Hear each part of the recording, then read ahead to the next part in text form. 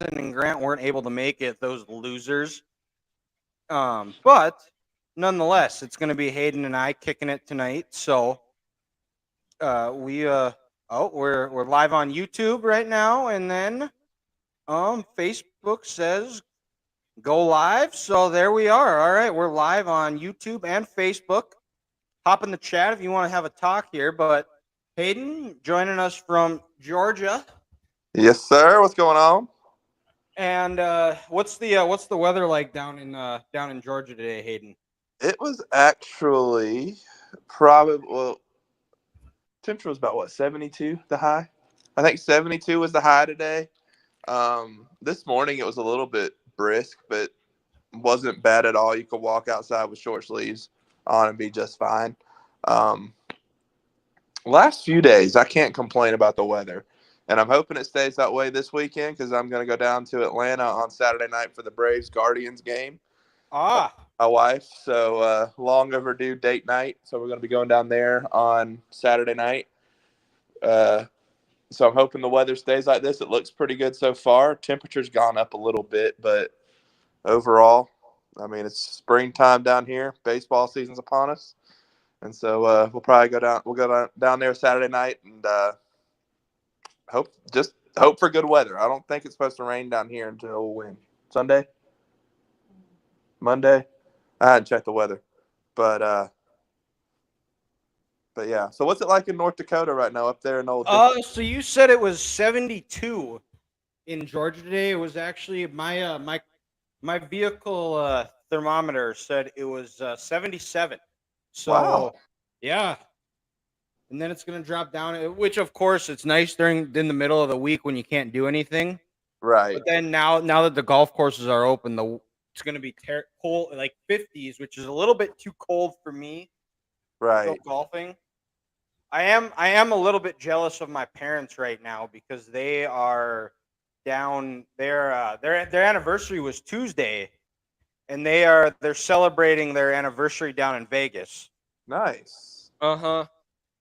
And I found out that over the weekend they celebrated it by watching all 3 of the Hangovers. That's hilarious. Which I guess they had it on like TBS or TNT or something. Right. So because there's certain scenes of, like, especially in the Hangover 2, there are certain scenes where it was like, I don't want to watch the show, the movie. I want to watch my parents' reaction to it. Right. And I'm sure you can connect the dots. Everybody else that's listening can connect the dots of which scene I'm talking about. Oh yeah, I know what you're talking about. We won't talk about it on the air, but I know which one you're talking about. Uh-huh. You know, it's funny, and I'm pretty sure I'm going to get it because my wife's sitting over here next to me on the couch right now. Probably going to get a pretty good kick out of this. She's probably going to get a pretty good kick out of this. My parents, God bless them. I love them, and I hope they're watching. I'm about to embarrass them a little bit. Great people, very like straight and narrow. I don't know if I would want to show them some of the movies that I've watched since I started growing up. Because when we were little, it was like, okay, you can't watch R-rated movies, can't watch until you're 13, you can't watch PG-13 movies. The whole entire spiel. You probably had to deal with it. I dealt with it. But ever since I've gotten that freedom, I'm curious to see how my parents would react to some of the movies I've watched. I still don't tell them to this day some of the movies I watch. But like, there are some jokes that I'll say out now that I'm older around my dad sometimes. Like, I remember one time we were watching some show, and of course there was a dirty, you can flip the context into a dirty joke, right? Uh-huh. And without thinking, I'm with my dad because my dad's just very chill but straight and narrow kind of guy. I said, "That's what she said." And my dad goes, "What's that mean?" And I'm like, I probably shouldn't explain that. He goes, "Is it something dirty?" I was like, "Yeah, it's pretty dirty." How old were you when you said that first? I Around my dad, I think I was like 15 or 16. Oh, okay. Um, I've never said that around my mom. I'm not gonna lie. There's still some things I will not say around my mom. But as I've gotten older with my dad, like I've loosened up a little bit with what I say around him because he's very he doesn't mind it as much, but yeah. So it would be very it's very interesting. Some of the What things like that I still catch myself.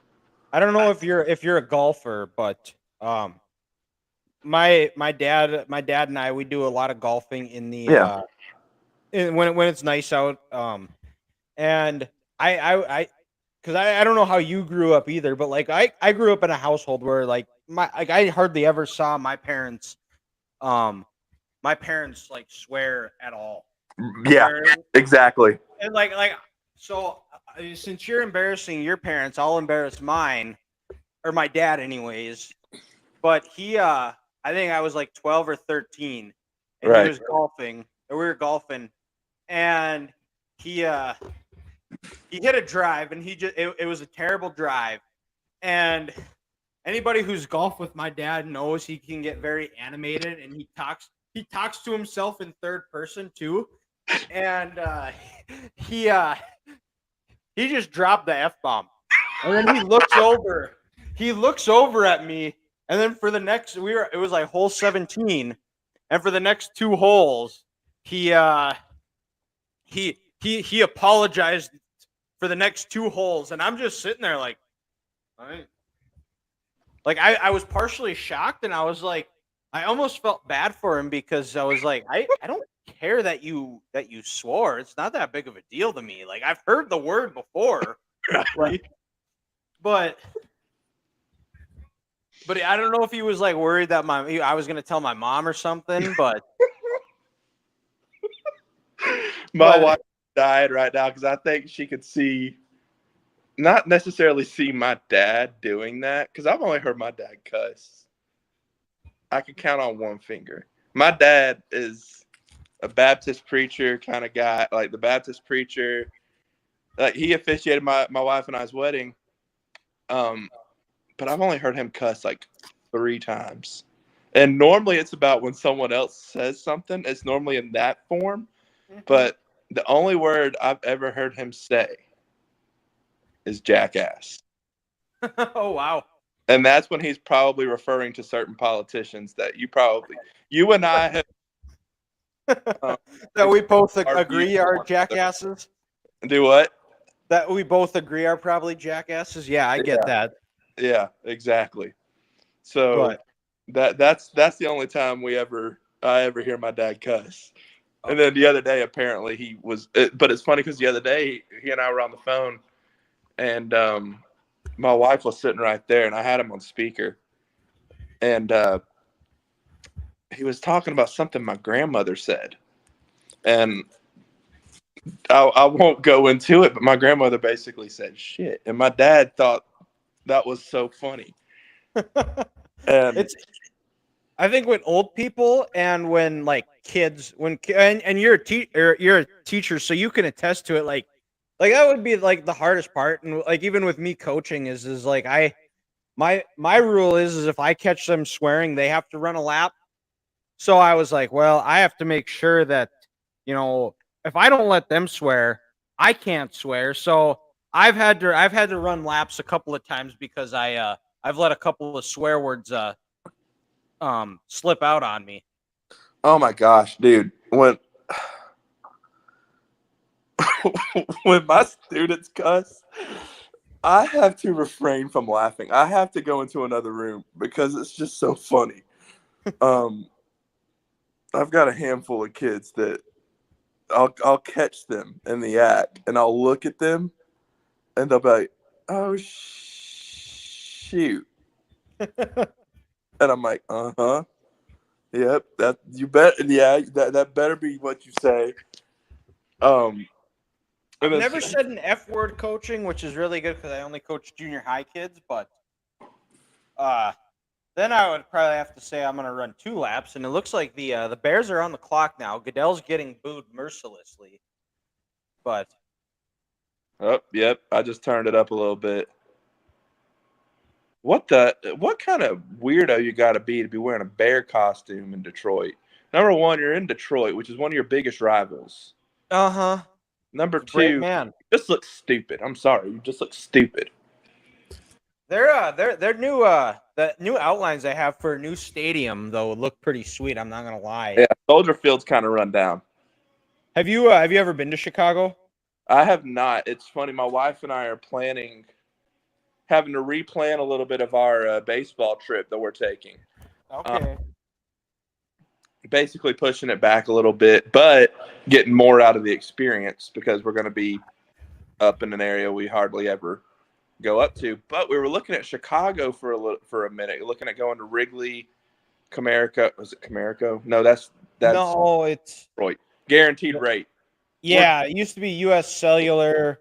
They've changed names a couple of times the last few years, but and I went there probably. Well, it would have been. We went in 2018. Me and a group of buddies, and it was honest to God probably one of the funnest trips I've ever been on. Sure, it's actually like it's a beautiful city. The people are very friendly. Um, we went to a Cubs game, went to Wrigley, got to experience that. That was pretty sweet. But that's just that. the city overall is just it's a cool place to go visit. So even safety wise, you think? Yeah, like where I was, I mean it's like anywhere. Like I mean, Yeah, I don't think you guys are planning to go down to like O Block or anything like that. But like if you're in like that main downtown area of Chicago, you're gonna be fine because there's so many people like nothing could really happen. yeah, and I mean, And I mean it was like eventually, 6 years ago, so it's hard to say, but I'm sure it's right? changed some. But I mean, for the most part, like it was, I never felt like I was in danger or anything like it. The only time, I guess, I should say, like if like looking at the subway, it looks like you were descending into hell. I remember when we were at Wrigley, it kind of looked like that. But Eventually, like probably next year, next baseball season, we'll probably do Chicago, both Chicago stadiums, and the in Milwaukee, and go up to a Brewers game. okay, Um, well then you gotta just complete the trifecta, and you gotta go like about 4 hours further west and go hit up Target Field. yeah, that if we can manage that, that would be ideal. We're trying to make it where we can kind of knock everything out in one try and like one trip, so we don't have to make an extra trip. That was part of our other issue. We were at one point we were going to go to Baltimore, City Field in New York, and then to Boston. But the Yankees weren't coming back to New York for about a week or so, in the way we were Oh, in it. And we're just like, why would we do 2 trips to New York? Like that's. I've been to New York 4 times, New York City 4 times, maybe 5. Um, I've seen everything I need to see up there, okay. except go to both stadiums. And I've so never been to New York. it, Um, I would say go for the experience, absolutely. Um, yeah. but watch yourself. Just watch. You talk about safety. I almost got mugged in Times Square. Oh, damn. Yeah, it was interesting. I won't talk about that story on live because my dad does not like me talking about that story. That's one story where he's just like, yeah. Every time I bring it up, he just doesn't want to talk about it. Oh, Um, gotcha. but it was interesting. But but yeah, how long does it take for a team that already knows who they're picking? I'm thinking the same thing too. Like you've known since your season ended week 18. Yeah, 18 now to figure out what you're doing. And it amazes me how it takes the Bears or like whoever's picking number one, it takes them the full 10 minutes. And usually too, like the first like two picks, it's like, well, you kind of figure out who's taking who. Like I don't remember the last time we had a draft, NFL draft, where it was like, wait, that's who's going number one. Like we did. I don't know the last time you have like an Anthony Bennett moment like where the Cavs did. Right. You know, I'm trying to think. Like, I mean, you could maybe say Mario Williams when the Texans took him because everybody thought it was going to be Reggie Bush. But Yeah. but Mario was signed before the draft started. I I almost would argue last year with Bryce Young and CJ Stroud. I think everybody kind of knew it was going to be Bryce Young just because, he had a Heisman Trophy. He played well um, the season before. They didn't make the college football playoff that year, but um, but he was still a big part of that team. And they were a top 5 team at the end of the season. So I think you could say it was probably going to be Bryce Young. I don't know if they regret that decision now. I think the Panthers regret selling the team to David Tepper. I think that's their bigger regret. I mean, you hear the stories that come out of that situation. It's like they're like, how do you win? No, I Everybody's know. too afraid to like push back on him. And the city of Charlotte has so much potential, Mm-hmm. like as a sports city. There we go. The pick is finally in. You've got the Panthers, who right now are just awful. The Hornets are terrible. The Hornets, yeah, That's a college basketball state. yeah, absolutely. College basketball and NASCAR. That's what North Carolina. I've kind of forgot that NASCAR in the South. That's probably is Oh, that it's a the big number 2 sport after college football for me.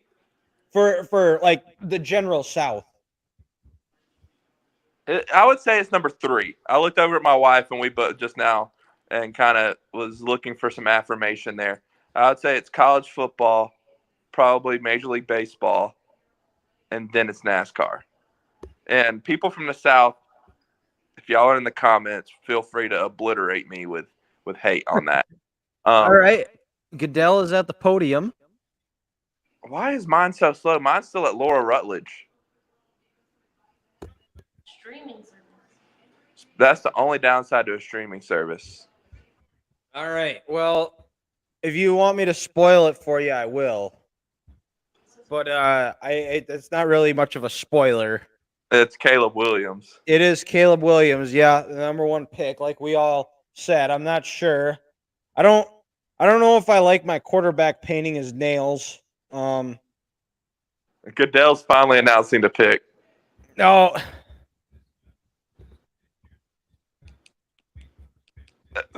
It's been spoiled for months at this point. I'm trying to figure out which one. There's your quarterback, Chicago. Hope y'all are happy. Will he be their first 4,000-yard passer is the next question. But not much of a surprise. It's gonna now, the intrigue. It seemed like Jaden Daniels was a lock here at number 2, but now it's kind of You've heard 3 different ones between. McCarthy was the betting favorite. Right. Drake May went into the year as the number 2, like the surefire. It was Caleb Williams 1, Drake May number 2, but that's kind of that talk is slowed, and then JJ McCarthy, who's the betting favorite right now, and then Jaden Daniels. But he's acting like he's so pumped to go to Chicago, but who's going to tell him?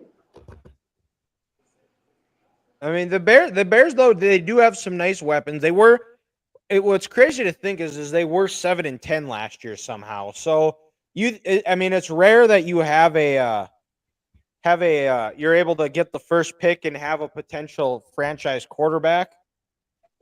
But I was listening to a podcast today where a guy they just completely took him off just because I guess his attitude is just that poor. And that's one thing I was telling my wife today. I said, if I'm an NFL general manager,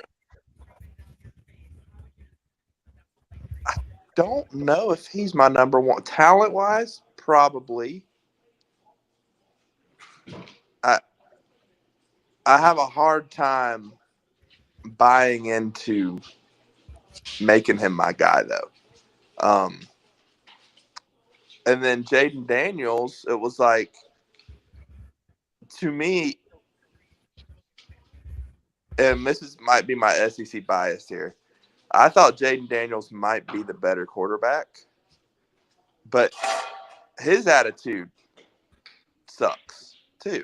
It seems like if he's going to be if he's going to be complaining because other quarterback prospects are on the same visit that he's in. So I don't know if I'd want him. Like, I don't know who would be my top pick if it came to overall best athlete, best teammate. I well, don't know. and the thing like about Caleb is they talked about it with like guys like a Russell Wilson, where like when he went to Denver, he didn't connect with his teammates. Like he didn't want to be a part of like the locker room. He felt like he was better than everybody. That's kind of the vibe you get out of Caleb Williams. And the thing about Jaden Daniels is if it was the Arizona State, Jaden Daniels, you're right, but like I think you saw him grow up a lot at True. LSU compared to where he was. I mean, I think the way he left Arizona State and the guys throwing his stuff out of the locker room and like saying he was trash anyways, I think that really kind of opened his eyes and like kind of made him look in the mirror and be like, maybe I didn't handle this the best way. But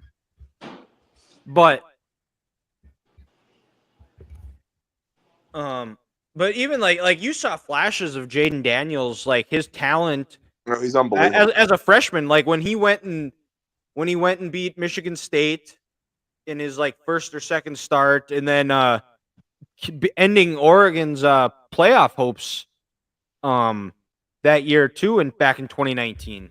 Right.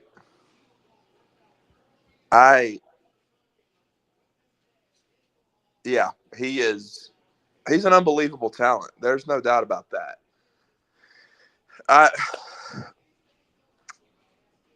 I think he would be my pick because of the talent. And I've just seen what he can do at this point. That's a familiarity thing for me. He was my least favorite quarterback that we faced all year, the last 2 years.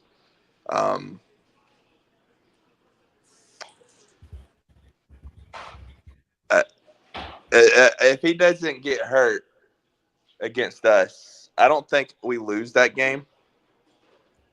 Sweat it out a little more. I think I'm sweating it out a little bit more because I was sweating it out the first 2.5, 3 quarters.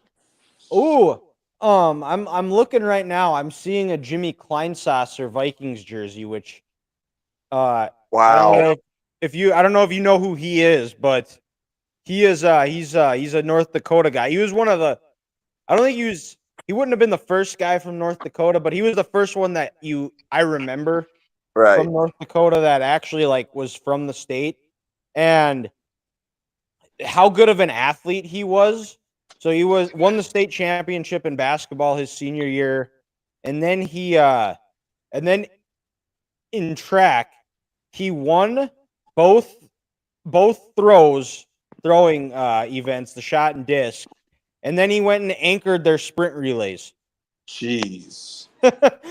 So it was like, yeah, that guy's gonna be special. And then he went to UND, and there's a video of him in one of the first games in the Fargo Dome. and it's a video of him out pulling away from linebacker or from corners and safeties on like a 60-yard touchdown pass. That's insane. Uh-huh. That's almost as insane as Dion going from in 1991, going from playing for the Falcons All right, we on a, got the pick here. on a Sunday afternoon, then going and playing a postseason game for the Braves on Sunday night in 1991. Okay, they're shaking hands. All right. Second pick is in.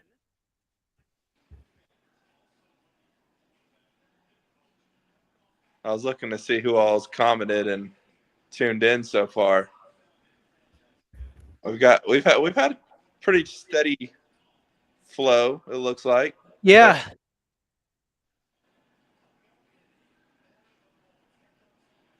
But yeah, have they announced the pick then for you yet?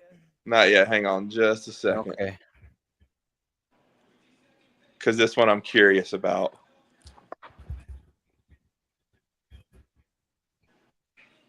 There you go. That's a good pick. Well, we're 2 for 2, brother. Yep.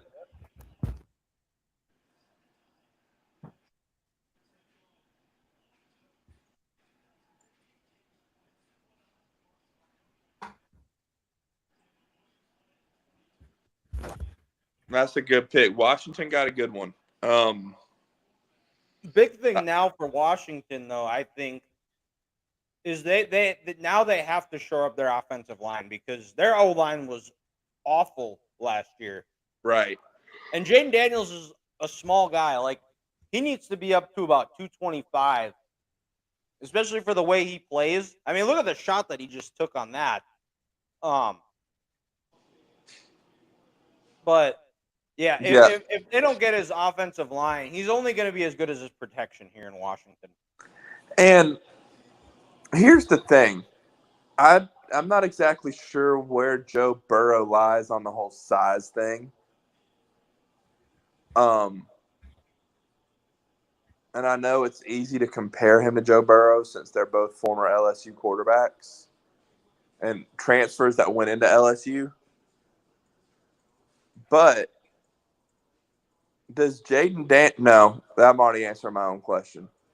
Does Jaden Daniels, with a good O-line, turn around Washington the way Joe Burrow turned around Cincinnati until this year when he got hurt? I don't think so because, I mean, Jaden Daniels is a nice player, but when you think of Joe Burrow, I mean, he has that quiet swagger, that confidence about himself. He drove me crazy when he was at LSU. He's got that gritty, find a way to get it done. I just don't get that vibe out of Jaden Daniels. I just don't. It's funny. As an Alabama fan, I couldn't stand Joe Burrow. Like when he played at LSU, couldn't stand him. Wanted to beat him. Was pissed when we didn't beat him. Wanted him to lose every Saturday. And dude just kept winning because I thought he was just the cockiest son of a gun. But then it's like, I watch him in the NFL, and I'm like, he's become one of my favorite quarterbacks because, number one, he's proven, okay, he's not just a good college quarterback. He's just an overall baller. He's a winner. And, I mean, I don't have to face him twice a year, so I don't have to dislike him. Joe Burrow has like those just intangibles too, where guys like follow and lead him, and you know that, and it doesn't matter the game. If he's on your sideline, you know you're gonna have a shot to win. Oh, absolutely. And it's funny because the year following Burrow being drafted was the year Jamar Chase was drafted. Mm-hmm. As an Alabama fan, I was pulling for Jamar Chase to go to Cincinnati because I wanted to see that combo again in the NFL because I knew it was going to be dangerous. Like I said, thank God I don't have to play it twice, 2 Sundays a year, because I would hate the Bengals more than anybody.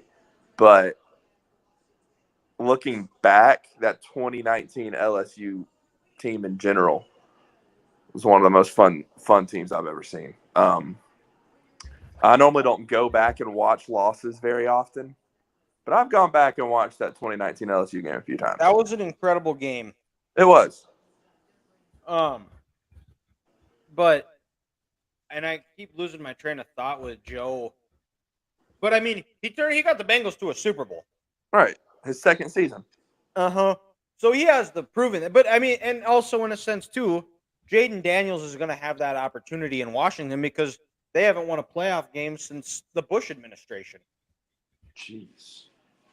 You make it sound like that. Dang.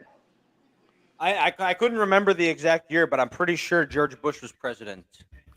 Okay, so the Patriots pick is in. It is. They're still talking. They haven't even announced it yet. Are they trading?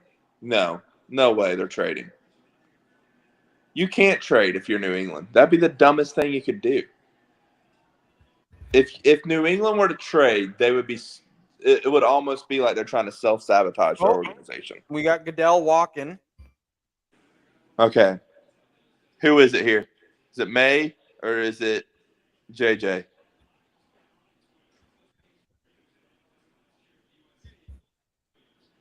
I keep forgetting about Cliff Kingsbury being the OC at Washington. Okay. All right. Well, the Patriots have their player. Here we go. Let's see. My 30, 40 seconds. Your 30, 40-second delay. They're still looking at Robert Kraft in the war room. Here we go.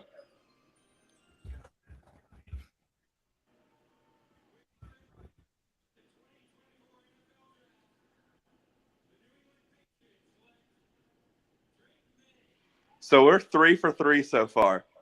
We are 3 for 3. The Patriots have taken Drake May. Now, I don't like this. I don't like this for Drake May. I think he needed to go somewhere where there's a known quarterback developer. Right. I'm sorry. I'm laughing at Drake May. I don't know if I've ever seen his face or what, but my gosh, he's a goofy looking dude. He looks like his brother, just without a beard. He's just a baby face Luke.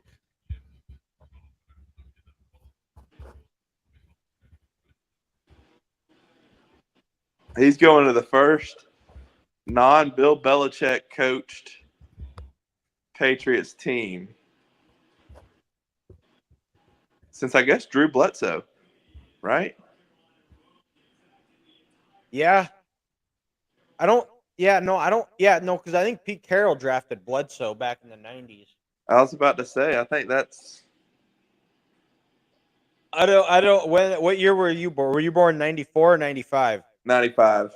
Okay, we weren't born then yet. That was the last time. Oh man. Jeez.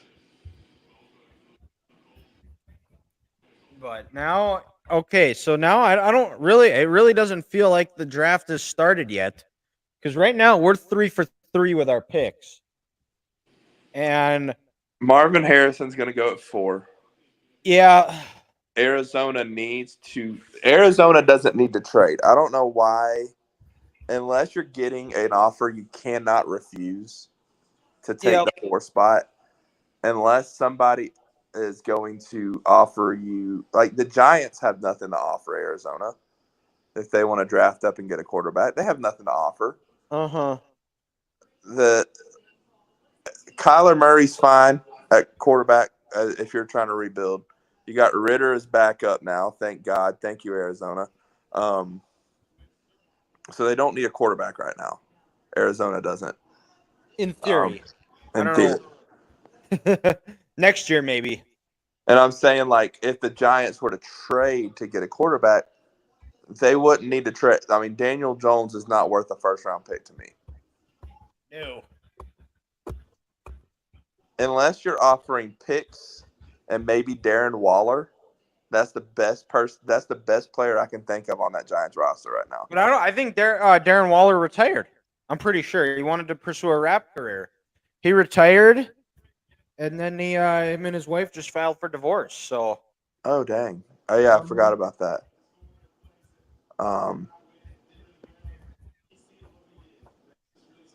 Man, I would not expect that the May family to have such Southern accents.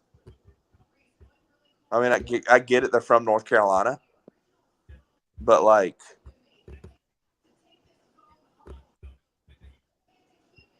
this is not what I expected when I heard Drake May open his mouth. Is so like where do you rank the tier? Because can you note or figure out somebody's accent by the state they live in the South?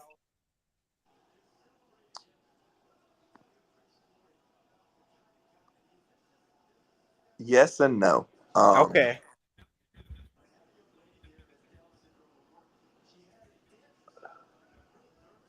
It's funny if I like.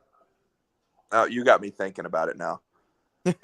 If I see somebody like in cowboy boots and a belt buckle with a Southern accent, I automatically assume they're from Texas. Okay. Um, and it's funny. I don't know if you've ever been to Louisiana. I have not. That's definitely like, especially if you get into like the real like the bayou, just Oh from yeah, watching on TV. they don't all sound like Ed Orgeron, but yeah, you can tell when somebody's from the bayou. Okay. My Well, wife said they. My wife like said they do sound like. Go ahead. Sorry. listening to Gypsy Rose's dad talk, watching those documentaries. But the pick is in here for the Cardinals. Congrats, Marvin Harrison Jr. You But nailed it. We're 4 for 4 there. but it's funny because we were talking. I just said they don't all sound like Ed Orgeron in Louisiana. My wife was walking by, taking some clothes out of the dryer, and she said they do on The Water Boy. I don't know if you've ever seen that movie, The Water Oh Boy. yeah, of course. Farmer Fran sounds just like Coach O. Every time I hear Farmer Fran talk, I think about Coach O. I have not watched that movie in a long time. It's funny. I've watched it twice in the last year. But yeah, so the Cardinals, they take Mercury Sable Marv. I have trouble giving him the nickname Maserati Marv. I think if you want to get that nickname, you have to beat Michigan at least once. Something Right. he didn't do. And Ryan Day has one of the most punchable faces in college football. and you know what's crazy is like after they were after Michigan killed Ohio State in the horseshoe last year, I was the show we did after after that game.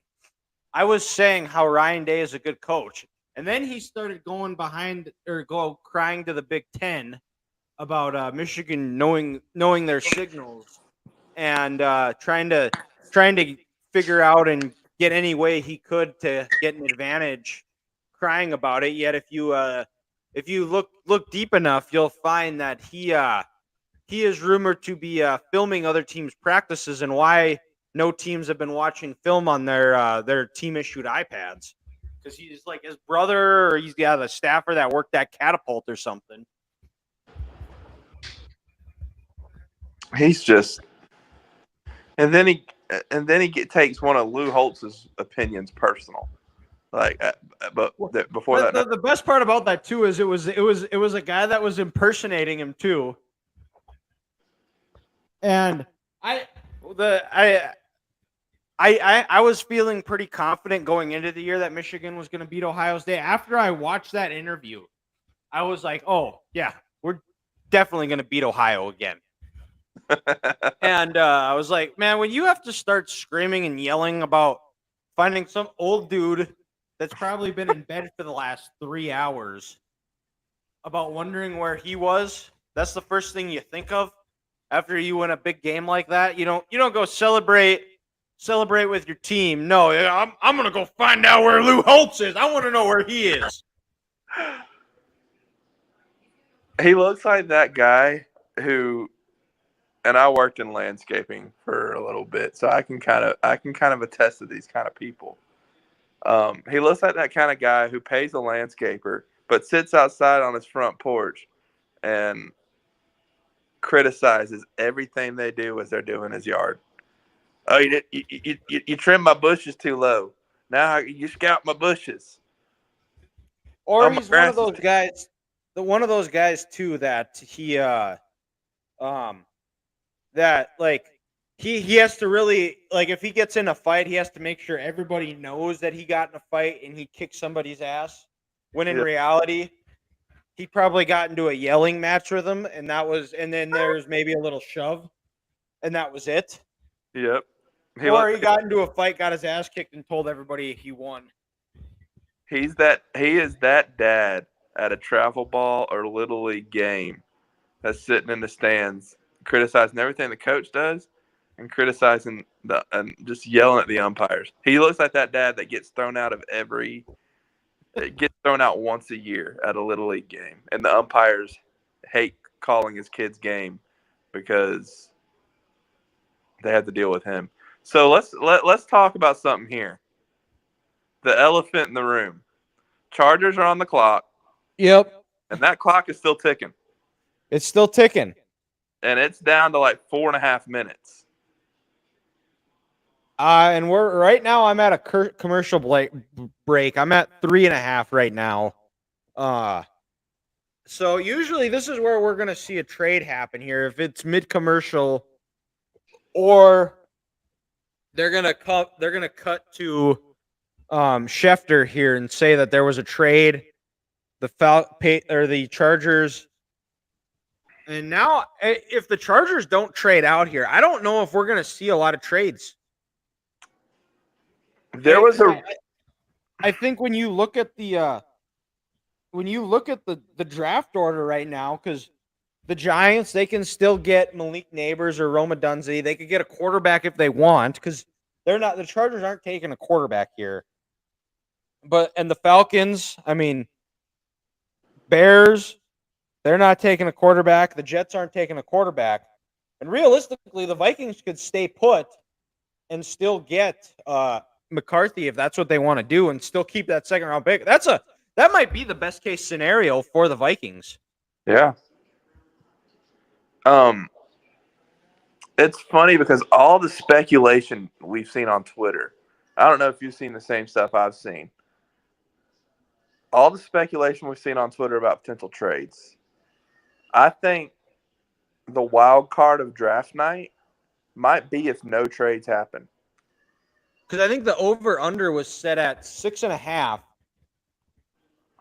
And right now, do the Chargers hold the whole key to this first round? The Chargers, hold the throne to chaos right now. And the Broncos potentially trading up, but they realistically probably don't either. Because right now, everything is going as we said. Yeah. But here, this could shake everything. The wildest thing that could happen is if the Chargers don't trade. Yeah. And right now, I'm at 2 minutes and 10 seconds, and I'm assuming since pick is in. Wow, the Chargers are picking. Who are they taking? I think it's going to be an offensive lineman, or is Joe Alt about to go 2 picks up? Joe Alt might be, or after listening and reading, I'm fully convinced that we're going to see Byron Murphy from Texas be taken in the top 10 too. That would be something. I think I wouldn't be shocked if the Chargers go there and go get it, because you look at when Michigan, when their season they were able to kind of turn it around the last 3 years, is when they were getting good interior pressure, inside pressure. So I think Harbaugh is one of those guys that knows.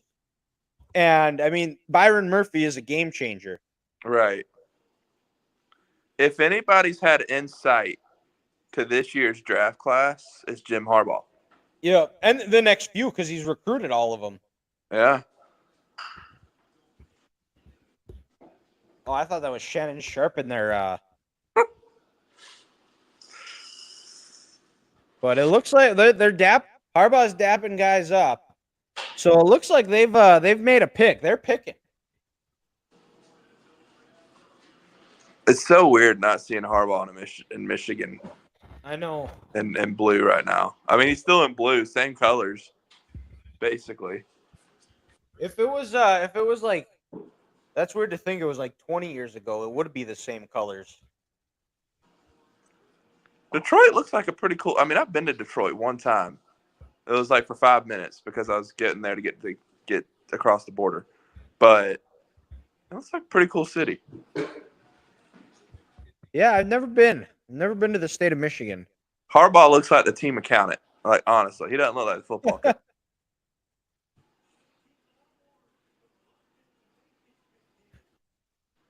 All right, Goodell walking out now. The Chargers are picking. Unless they're going to be announcing a trade right at the moment. There is no way.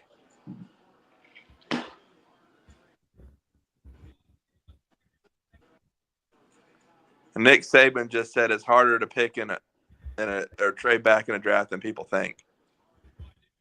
Yeah. Well, the pick is in. Don't tell me yet. I want to be surprised. I won't tell you.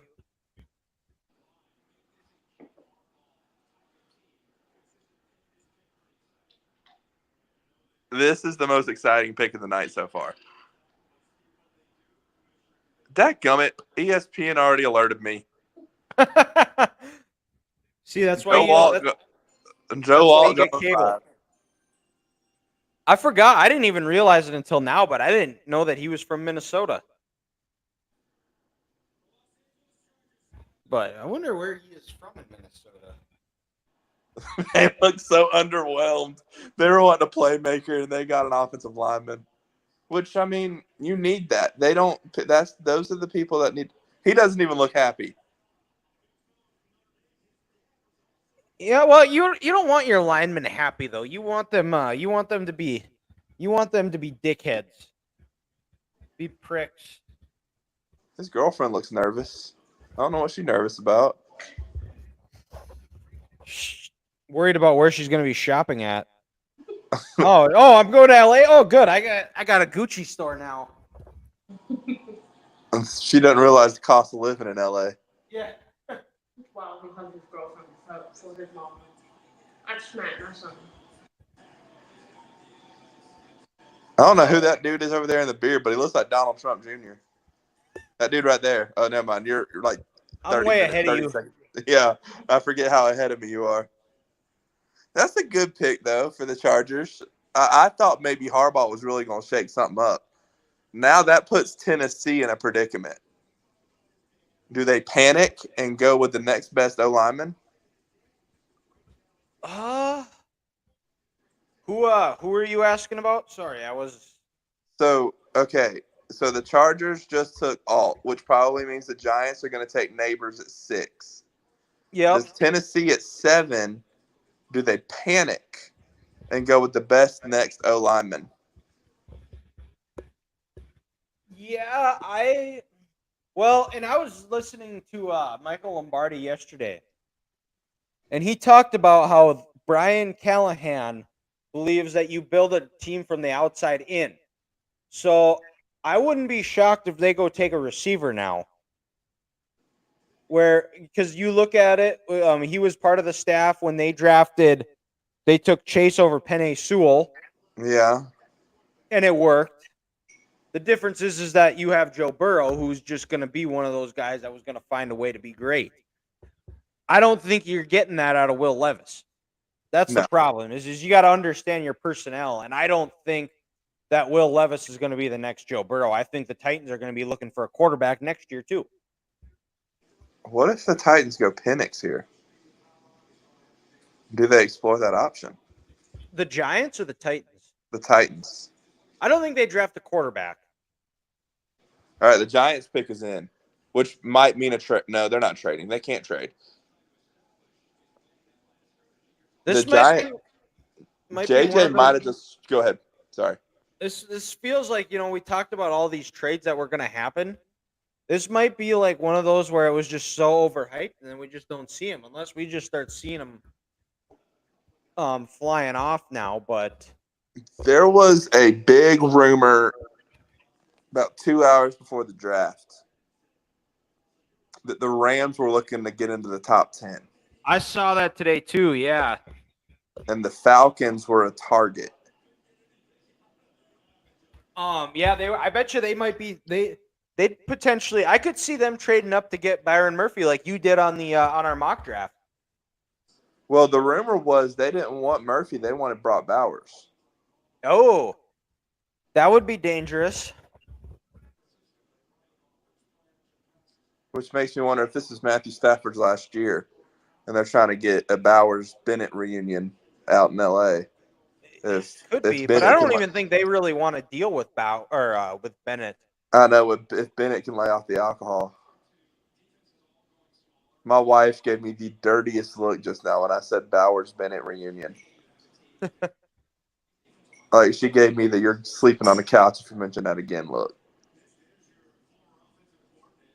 Okay, the pick's in, That's so awkward. After the pick is in, like everybody just stands there.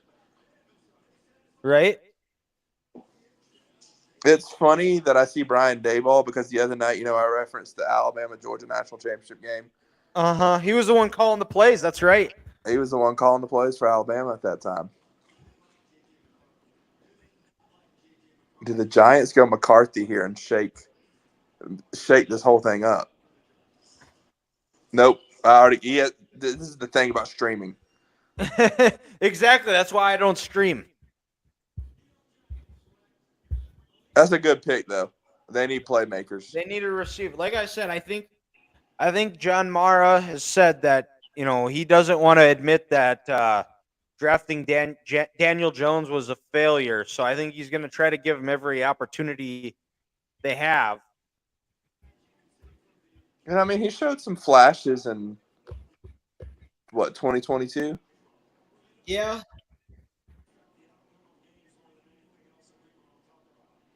But they have no weapons. I mean, Saquon left. I don't even. And Waller retired. Sterling Shepard, is he still there? I think. So the Giants pretty much have to go running back in the second round, right? They have to Yeah, basically rebuild their entire offense. pretty much. Gosh, this play made me sick.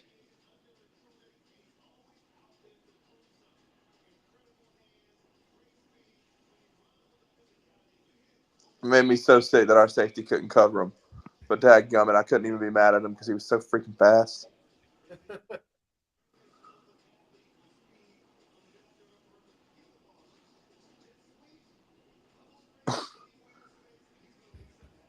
Goodness gracious. I mean, granted, that's Army's defense, but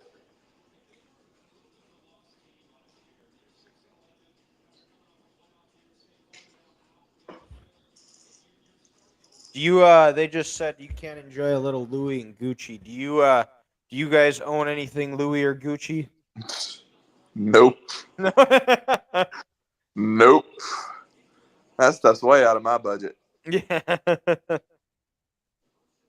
That stuff is way out of my budget. Okay, Titans are on the clock. All Do they right. trade down? Do they trade down? That's a potential.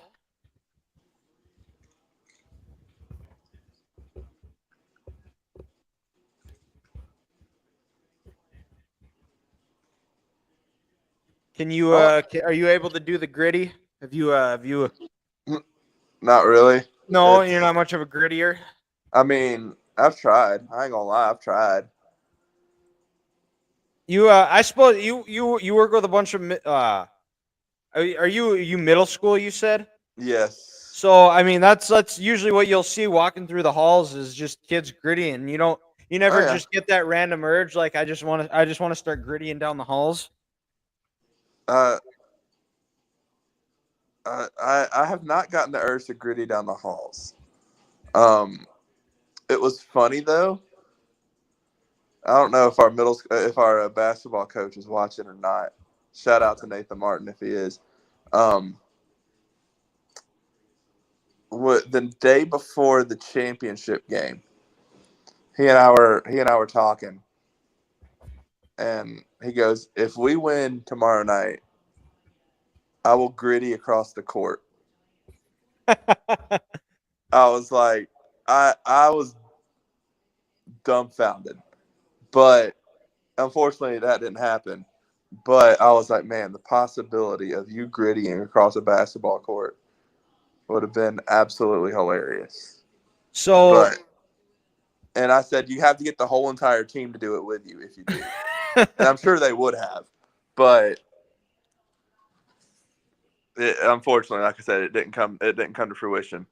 But the thought of that cracked me up because I saw him practicing the day of. I saw him practicing like a little bit the day before because I went by and I did the gritty sign and he started practicing a little bit and he had the kids try to show him how to do it.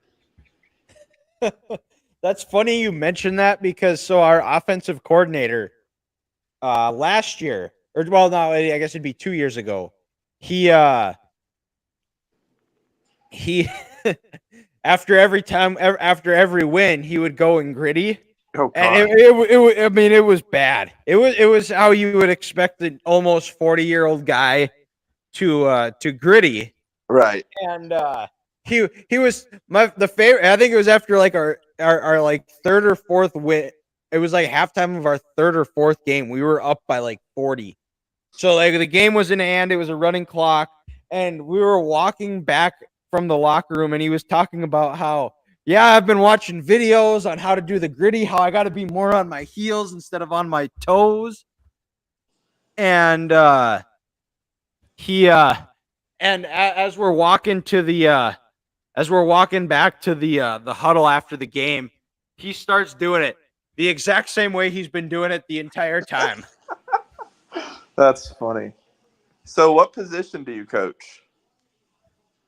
So for varsity, I don't really have a specific position. I'm more of I'd consider myself an offensive assistant. I'm up in the booth, and then for junior high, I'm a really big deal. I'm the head junior high coach. Oh wow! Yeah, but it's Wow. cool that we the coaching staff, they I guess they trust our junior high voices enough that they let us hang around and um hang around and help out and be a part of the program. That's And cool. Yeah. I've already gotten the alert. Alabama's news source notified me before ESPN did.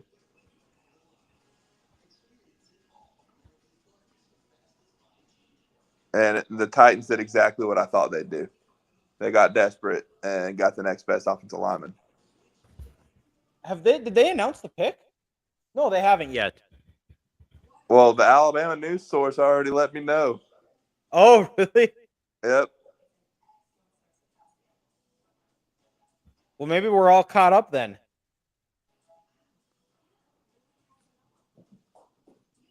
The Giants took Neighbors, right? Yeah. So we predicted that, correct? What's that? We predicted the Giants to take Neighbors, right? You did. I had him taking Roma Dunzi. That's right.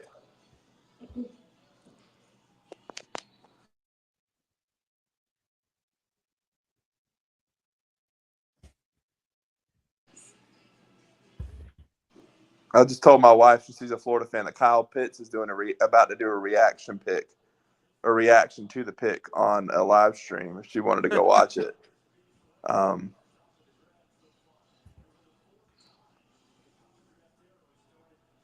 I'm curious to see what my Falcons do here. Oh yeah, they're Bleacher Report. so we have the first occurrence of you knowing before I do. Let me see. All right, here's the pick. I watched him be like, psych. Oh, you don't have Bleacher Report app, do you?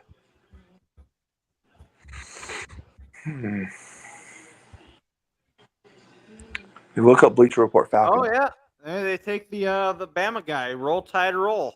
The first Alabama guy off the board. I don't think that's what I predicted tonight. I predicted Dallas Turner. He might be going back to back here. Yeah. I'm curious to see what the Falcons are going to do here.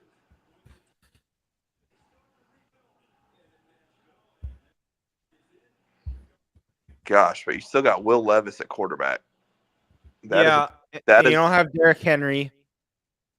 Yeah, and you don't have. But they surprised me because I actually really thought they were going to go take a receiver. But this is a good pick. Good start to the Brian Callahan era of taking a lineman. You've got Hopkins, and you've got Ridley.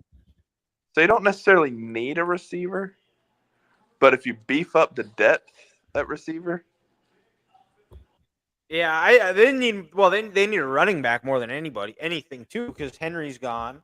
Yeah, there's no way a running back's going to be taken in the first round. There's almost no way. Look at that smile on Saban's face. Knowing one of his big boys just got drafted. That man talks with his hands more than anybody I know. Nick Saban? Yes. Yeah, I've noticed that. I'm probably the one to talk because I talk with my hands a lot too. Same.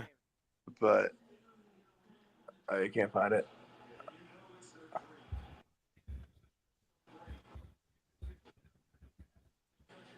Who that dude?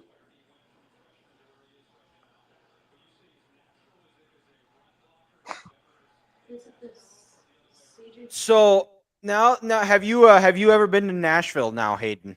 Oh yeah, I've been to Nashville times. It's a pretty cool city. They call it Nash Vegas down here. It's basically the South's version of Las Vegas. Yeah. What about Stark Vegas? Which one's better? Never been to Starkville. I've been all over Mississippi. Have not been to Starkville. Okay. Is it a real place? Are we sure? I don't know. That's a great question. You know, that might be. I don't know how much you follow Barstool, but Brandon Walker, I'd be curious. Oh yeah, I follow Barstool. I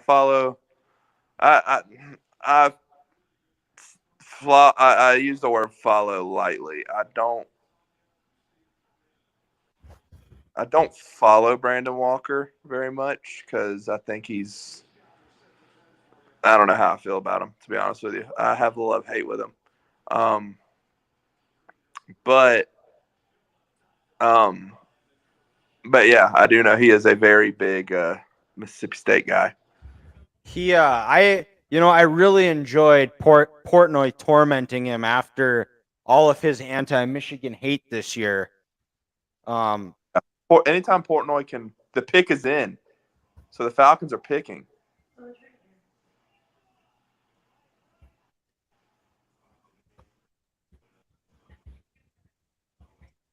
Let's see. The pick is in. How did you end up in ahead of? Oh, you said there's a trade? What? Who are we taking? I'll let you figure it out. My wife already knows. Wow. Who are we McDaniel on top of it. Mrs. McDaniel Schefter.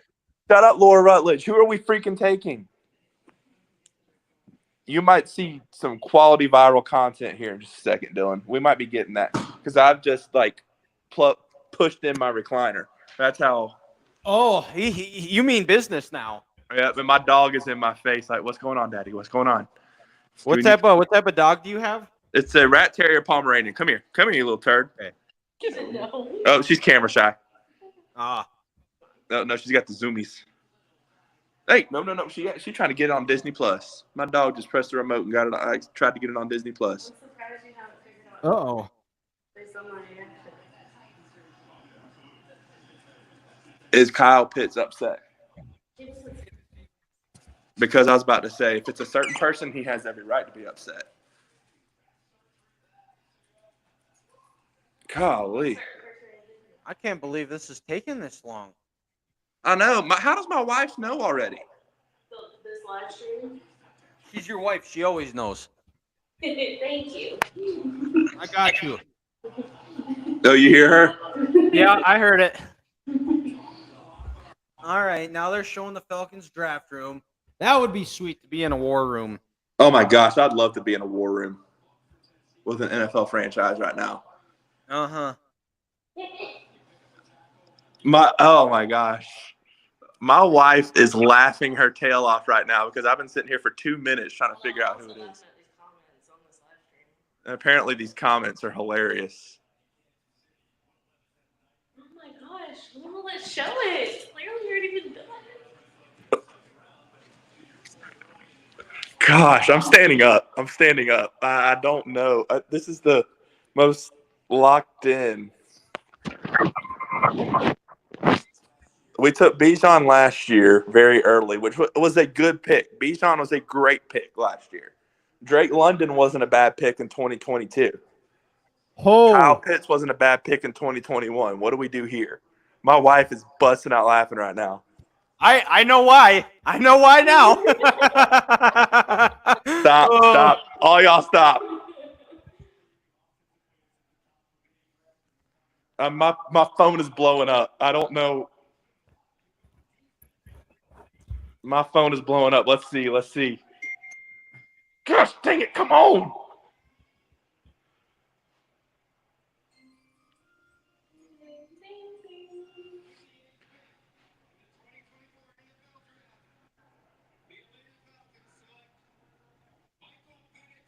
What the?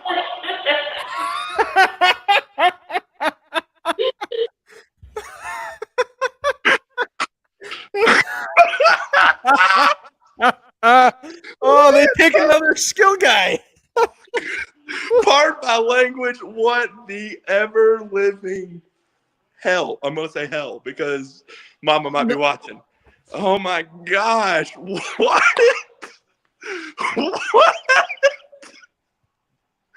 That is That the was, most Falcons thing ever. Are they trying to recreate the next Michael Vick? Like, what are they doing here? I don't know. We did talk. I think we talked about this on the podcast. Someone said on the live stream that Arthur Blank was taking Percocets. What?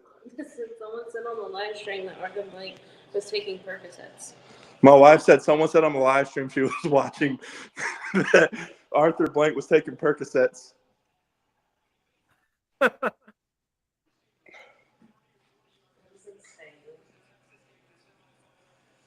That means Bo Nix is about to be drafted.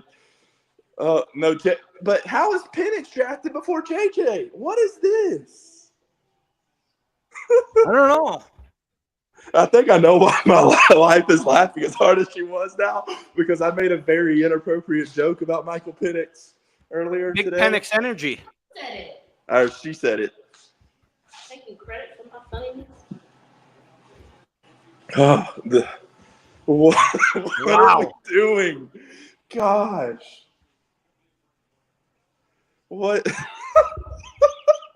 just wasted a first round pick on a quarterback when we could have used an edge rusher.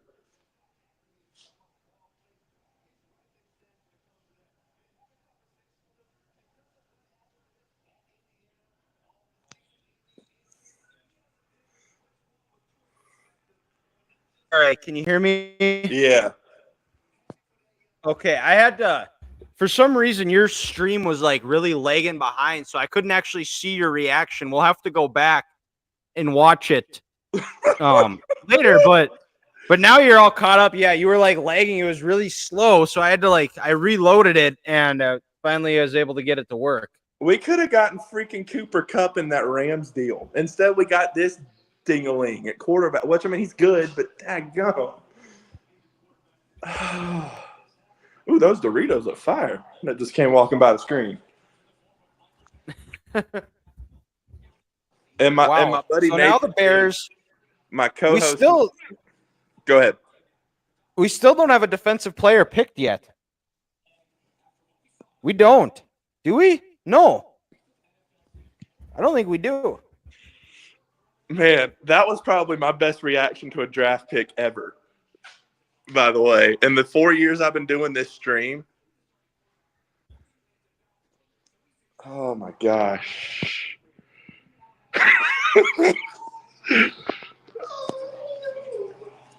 Yeah, Piper, it's okay. It's going to be another depressing 5 years as a Falcons fan.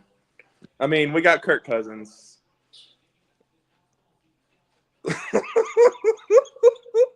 Here's an interesting nugget about Marvin Harrison Jr. He's got yet to sign a preliminary NLPA licensing agreement that all draftees typically sign, which would allow his name and likeness to be monetized after he is picked tonight and before his NFL contract is signed, per sources. Interesting. Oh, wow. The Bears are up. Okay, we've gotten some interesting takes, but his jersey will not be available for purchase, and he will not be featured in video games until his NFLPA group licensing deal is signed. Wow. So we might have a John Dowd of the NFL. So basically, until his something is signed, like his NFLPA Player Association agreement is signed, he won't be featured in any video games or anything like that. Oh, well. Well, our new quarterback is already weird. But he's going to be a backup to Kirk Cousins. And we've already got Taylor Heineke. Like, the Bears are actually being smart. They're getting what they need. The Falcons are like, hey, this guy's available. It's the best player in the draft. Let's get Penix Jr. Gosh. I mean, it's a Kalen DeBoer quarterback. So, I mean, he's developed by Kalen DeBoer. But I still have not sat down. I need to get something to drink after that. My goodness. Falcons are gonna Falcon. What can you say? Gosh, it's 28-3 already in the draft, and not the favorable kind for you. So you being a Falcons fan, what would take us through the your point of view of that game? How did you feel when they went up 28-3? When they went up 28-3, it's funny. I was with my buddy Nathan, who's commented on a few of your streams, who's also my co-host for my football podcast, college football podcast that'll be coming out in the fall. I was over at his house watching this game, and he and I looked at each other when it was 28-3, and we were like, "It's the Falcons, and it's Tom Brady. Like it's a recipe for disaster." But like we were trying to stay optimistic, stay positive, because we had the best offense that year by far in the NFL. But man, when it was 28-12, we're like, okay, like they had like it's no big deal. Like they scored. Then they scored again and went for 2. Made it 28-20. And I'm thinking, okay, I'm not as comfortable as I once was, but maybe we'll get the ball, just kill the clock. Nope. 3 and out. They get the ball back. They score with like a minute to go. Send it to overtime. Oh, we have a trade. The Vikings have just traded up. They have with the swapped Jets? picks with the Jets, yes. Interesting. Oh, so it's just a pick. It's just one pick. So I'm curious. I wonder what they gave up.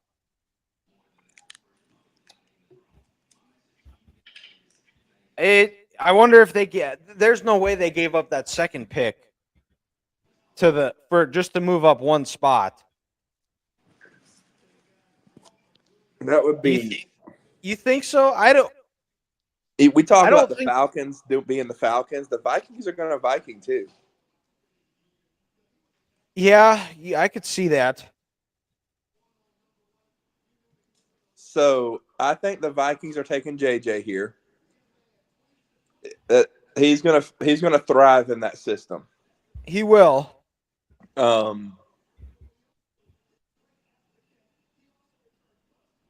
I think the Jets are going to take Bowers at 11. I think they know Bowers is going to be available, so they had no problem making that trade. Would you give Aaron Rodgers another target? Well, I would take if they were smart, they would take a lineman, but that's true. But are you reaching at 11 at this point, taking a lineman? Which the Jets love to reach. The Jets freaking took Zach Wilson in 2021 which at the time looked good. This live stream's quicker than both of you. My wife is telling me that this live stream that she's watching is quicker than both of ours. Like What in the heck? what we're watching, she already knows who the Vikings are trading for. Apparently, Yeah, I went onto Twitter and I saw. I know who. I'm gonna check. But if I give it, I could give it away here. But if the Cowboys end up hiring Deion Sanders as head coach, I will be switching over to being a Vikings fan because I don't want to deal with that. You got a 7th Avenue Pizza. Is that a pizza place up near you? It's just like it's a frozen pizza company. They just sell them at grocery stores. They're really good. They're I think they're based out of Minnesota somewhere. Well, I'm not sure if you saw this. I'm sure you did, but they replied to your tweet. Oh yeah, I did see that. Yeah.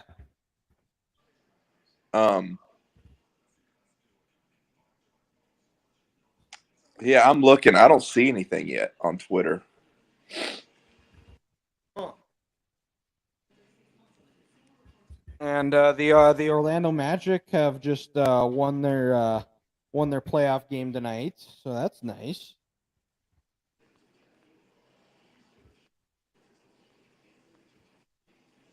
And the Knicks and Sixers are in a battle, 66 all. Nice.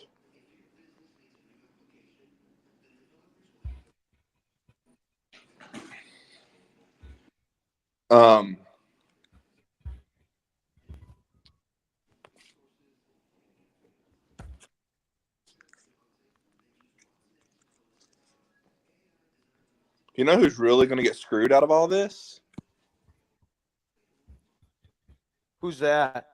The Raiders. The Falcons taking Penix, which probably Yeah, means that really that screws the Raiders over. it does. It That means Gardner's your starting quarterback. yeah, or Aiden O'Connell or AOC. True. Apparently, this is a blockbuster deal with the Vikings and the Jets. What are they getting Aaron Rodgers? I don't know. Bleacher Report just said it's a blockbuster deal. So Vikings are I have the details of the trade. It's a number 10 overall pick and 6th round pick from the Jets for the 11th pick and 4th and 5th round pick. So they still have their 23rd pick. So, okay. So they still have their 23rd pick. So it's a second round. No, they didn't even give up a second rounder. It's a So the Vikings just traded up for something, for someone that was going to be there, and they gave up they gave up late round picks for that. yeah. Get a second round. They got a couple of compensatory picks from losing Cousins and Daniil Hunter. So And they'll probably get one of our picks in 2025. yeah. Because we tampered. Apparently, that's illegal in college in the NFL, which every team does it. Stupid, but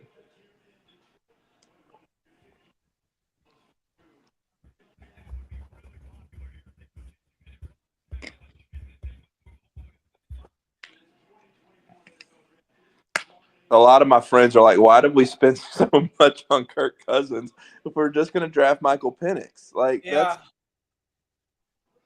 But you were talking about it earlier. Sorry, I was so flabbergasted by the pick. I did mention that was a possibility, and I had seen rumors. Yeah. Rumors are true sometimes. I'm blown away that it happened. And seeing my wife bust out laughing the way she did, I knew it was going to be a pick that was going to make me mad. I like Penix. I think he's a great quarterback. But you had one of the best edge rushers in the college football sitting there. You could have taken Dallas Turner. You could have taken anybody else at a position of need, and you didn't do that.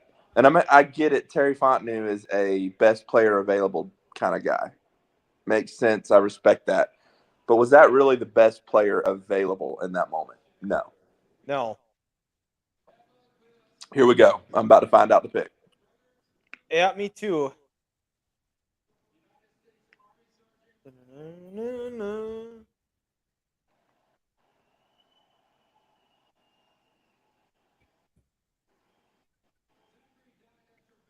Yeah, go blue. Best quarterback in the draft.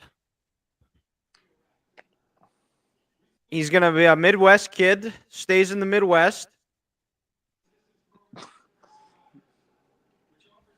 Good looking fiance. Yeah, that was not a surprising pick at all. They haven't even Nope. announced the pick, but I knew who it was going to be on my end. Damn. So that means the Jets are probably going to take Bowers or another lineman. Denver's going to take Nix, right? Denver's probably going to have to take Bo Nix. Unless they just they're going to stay pat and roll with Zach Wilson.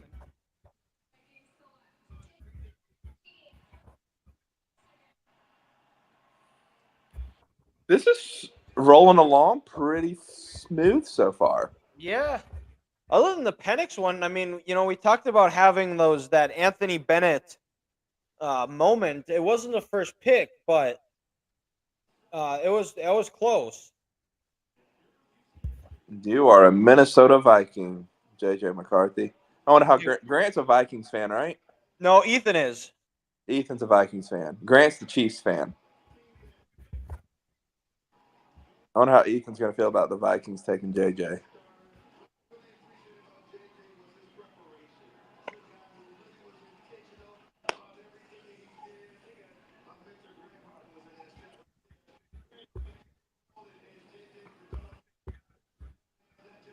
What happened? I know, this mic is laughing at me. My wife's still going through the Penix comments. No.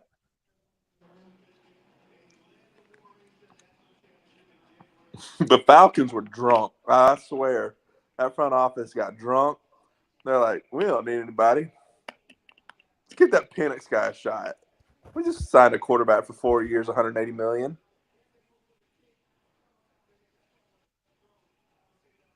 Unless Kirk Cousins is about to be suspended for this whole tampering thing, which I don't think would happen. Boy, well, he's not Tom Brady, so he should be okay. All right. All right, the Jets pick is in.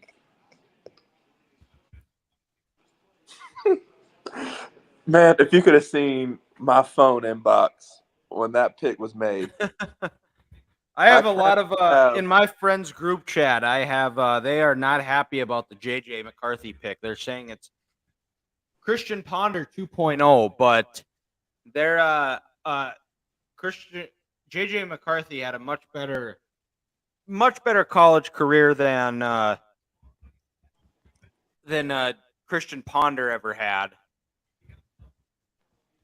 The Vikings are going to be very happy. They might not be happy now, but they will be. Right. I had to listen to Cowherd say that I don't know if you listened to him talk about how he's not sold on him. It was like, you didn't watch him. I mean, you go watch watch that throw he made in the Alabama game on that throwback from Edwards, where he is falling away. In theory, if the Falcons would have listened to us, a top 10 pick right in his face, throws an absolute dart falling backwards after he catches it one-handed, or the throw on that game-winning drive where the ball was tipped and it didn't even break spiral, but he doesn't have a strong arm. Right. Who are the Jets taking here? I think it's Brock Bowers. And so we're 10 picks in. No defensive player yet either. That's got to be a record. That has to be a record, not? Mm-hmm. Yeah, my wife's like the Falcons could have used one. I agree, but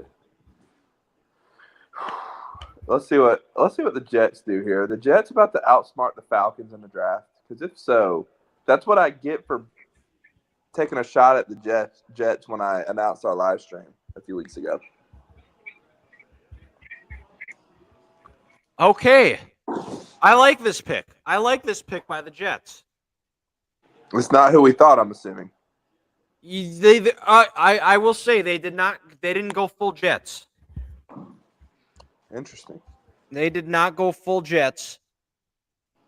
But One of my buddies just texted me saying, I feel like I just watched the Falcons game. That sums it up very well. You know what's crazy is that you Falcons fans and Vikings fans are very similar. Very There are I one of my good buddies from when I from a previous job. He's a huge Falcons fan. Wow, the Jets took that guy. This is bad. You know, He got his mom. this isn't a bad pick for them. They need No, it's not. offensive line because Tyron Smith isn't going to play all 17 games, Right. and you can basically, and whoever their right tackle is old and beat up too. I mean, so you realistically you could you could even put him in as a guard potentially, Right. and then kick him out to tackle and bring him along as bring him along when the inevitable happens, Tyron Smith gets hurt or something like that. And after the devastating injury last year to Aaron Rodgers, you're going to need that O-line beefed up. And this dude is beefed up. Uh-huh.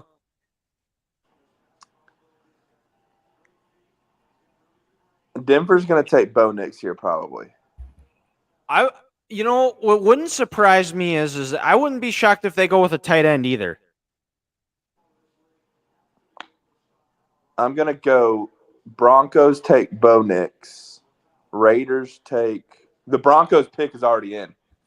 Oh, yeah, it is. The Raiders are probably going to be where Bowers drops now. Because if you can't get a quarterback, you might as well get playmakers. Who do they have at receiver, the Raiders? I don't even know. The Raiders, they got Devontae Adams. That's right, Devontae Adams, who I'm convinced every year is on the trade block. Or wants to be traded.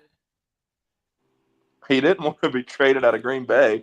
That was the weird thing is they extend Aaron Rodgers and they're like, oh, we're going to get you receivers, but first we're going to trade Devontae.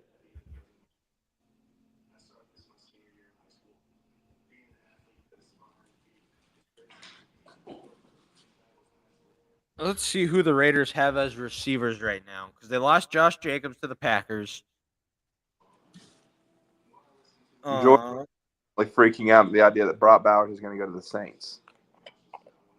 Oh, wow. It must be storming here. I just heard it thunder pretty loud. Oh, wow. Yeah. Yeah, it kind of looks a little bit funky outside. No rain yet, but players of note. Let's look at the current roster. Devontae Adams, Jacoby Myers, DJ Turner, Trey Tucker, Christian Wilkerson. And then the last year they just took Michael Mayer. They Harrison Bryant. Those are the two tight ends. But we got to figure out who Denver's taking here. Do you know which channel the McAfee Belichick thing is on? ESPN2 maybe? I've been curious to check in on that tonight. No, it's not. ESPN2 on my thing is Carolina Hurricanes at New York Island. Yeah, same. Unless it's just on YouTube. Alabama's playing Ole Miss in baseball. While we're on a little break here, I'll check the score. Oh, we're up 12-0 on Ole Miss. Good. Okay. Don't need to watch that tonight.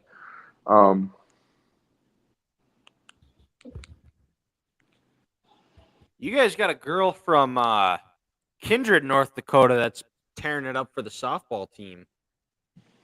We also got a dude from Fargo, North Dakota, that tore it up for the basketball. Devil's Lake, actually. Oh, Devil's Lake, North Dakota? Yeah. Fun fact about them. Do you know what their old mascot used to be? What? The Devil's Lake Satans. That's funny. Which we shouldn't talk a whole lot because the public school in my hometown, our mascot is the Dickinson Midgets.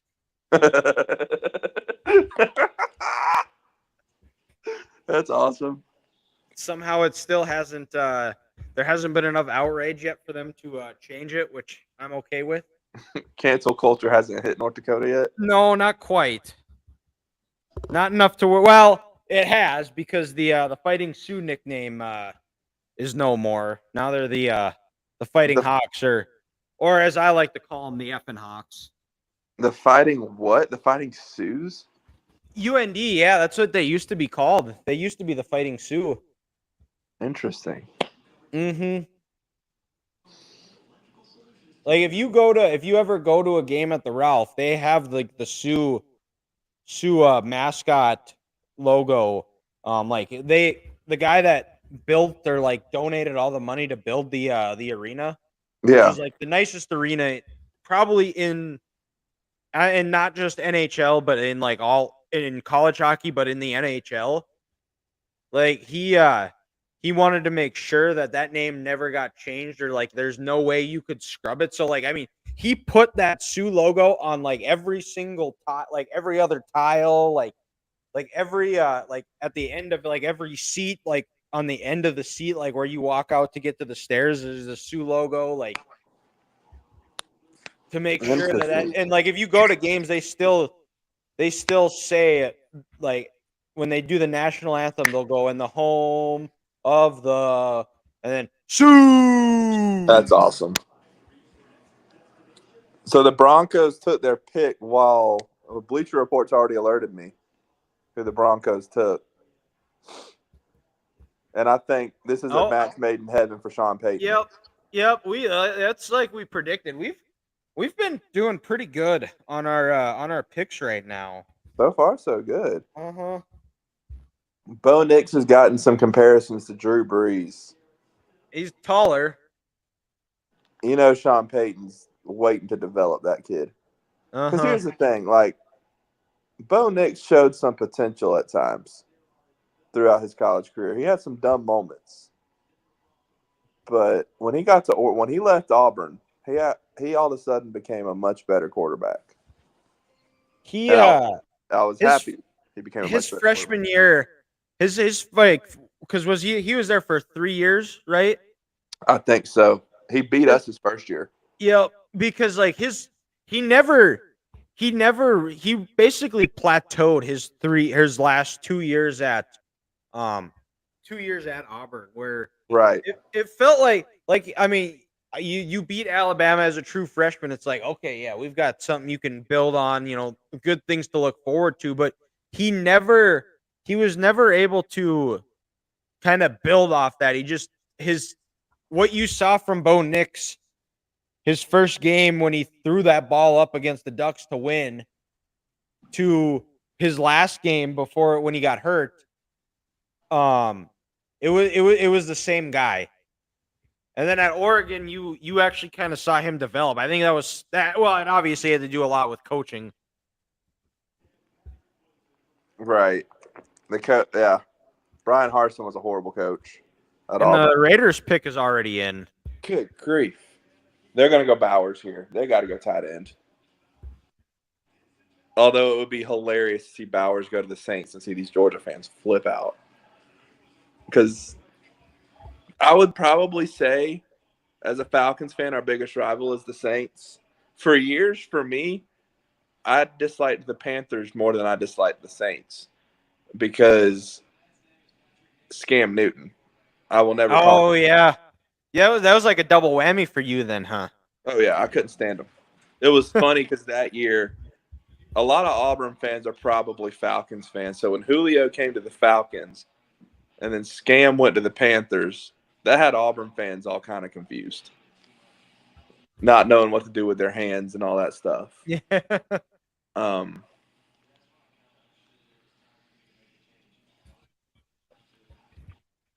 And then I have a buddy. Haven't talked to him in a while. But big Titans fan, but also a big Auburn fan. Went to Auburn. Believe me, he was not upset when the Titans took Derrick Henry. Yeah. Not upset at all. So The now you have two former Auburn quarterbacks in the same quarterback room in Denver.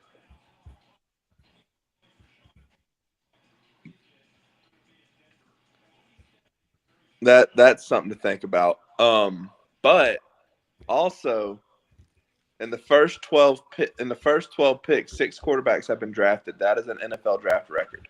wow. Now I wonder if we're gonna see any more. You think a Spencer Rattler sneaks in? 'Cause after that, after these 6, I don't really know who else. After these 6, anybody else is a reach, in my opinion. You might be reaching with Bo Nix, but I don't know. I don't know. I think Bo Nix might actually surprise some people. Bo Nix could be a complete bust, but 5 years down the road, we could be looking back at tonight, and Bo Nix could be the best. It could be the best quarterback from this draft class. He is he very much is a boomer bust, and the Raiders have made their pick, I just got the alert. It's and it looks like Morgan Wallen is like sitting in his room with him, or in that draft room with him.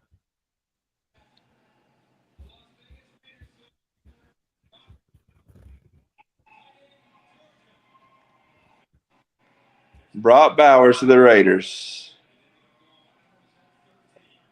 He going to Vegas. From Athens, Georgia to Las Vegas, Nevada. Boy, what is the town of Athens like? Is it very much just a college town? Yep, that's literally. How many people live there? What would you say? Population of Athens.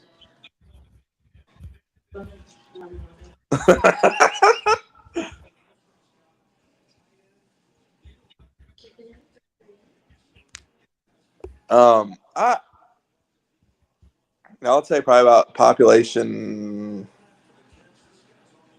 30,000. I don't know. Oh, really? It's Athens kind of stretches between about 3 or so towns. There's a town called Watkinsville. And there's a town called Bogart. And they're literally basically just suburbs of Athens, but they're right there. So you add those two. You're a little low. What? How? It's 128. Oh, 128,000. My wife just looked up. 128,000. 100. I mean, there are some smart ones out there. You got Jamie. Jamie's a smart one. If Jamie's watching, shout out to Jamie. But yeah, you got some drunken morons out there in Athens. It's quite interesting. It's a college town, so.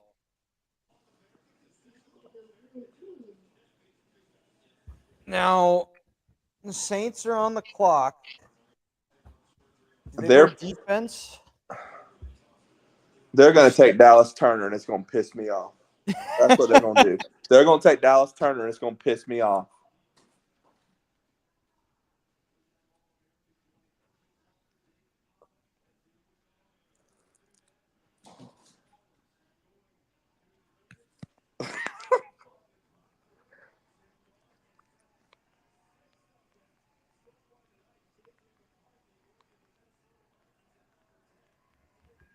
Now it seems like we had a stretch where we were picks were in back to back to back. Now it's about 4.5 minutes and we still haven't heard yet. Well, the Saints are sitting there like, crap. Who do we take? Like, they're sitting. They're the first team that's probably sitting there like, okay, this guy just got taken. He's off the board. This guy just got taken. He's off the board. The Saints are known to reach in the first round. They've done a lot of puzzling things. Well, I mean, when Sean Payton's been your head coach for a long time, he's done a lot of weird, he also paid Taysom Hill a ridiculous contract too. Yeah. Um,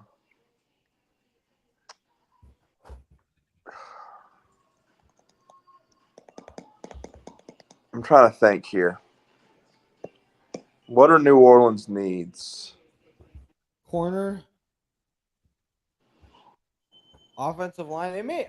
This might be a situation where they go best available. They take an edge. They'll take Turner, and I'll be mad.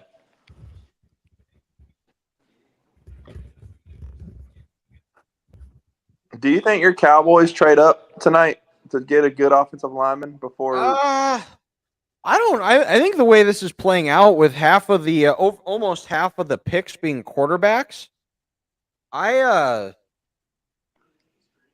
think they're all right staying pat at where they're at with there still being a decent amount of good tackles and good offensive linemen available. Like you look at Latham's off the board. Talise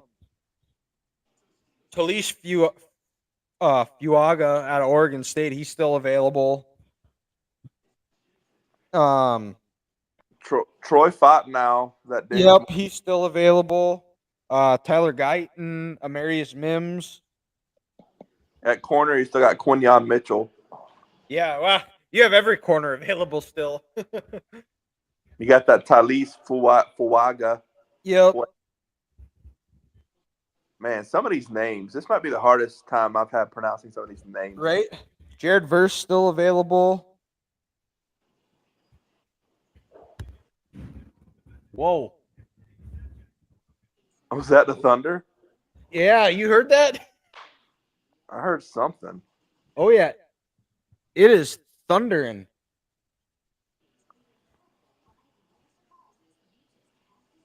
Holy crap. I've never heard it like that before. That was loud. Like my house like shook. Jeez. But let's see what I'm getting some. Gosh.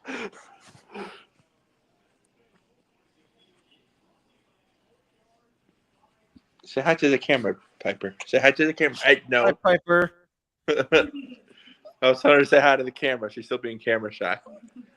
Oh, ow, stop. All right, now the Saints pick is in.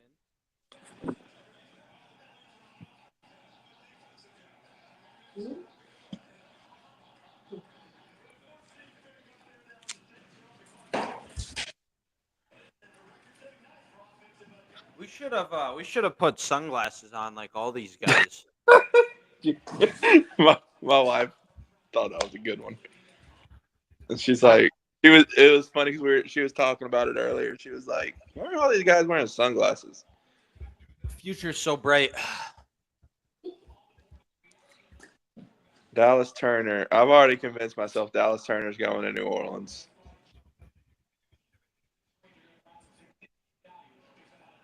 So now the Rams are kind of screwed too, unless they get Byron Murphy. Yeah. I have a feeling he's going to be coming off the board here. He's got to be. That Jimmy Kleinsasser guy just knows where the camera is.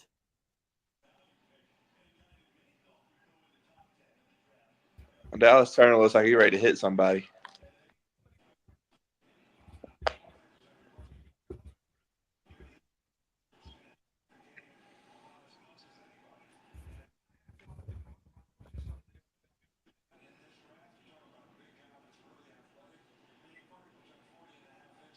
It's so weird seeing Saban like being such a big part of this panel.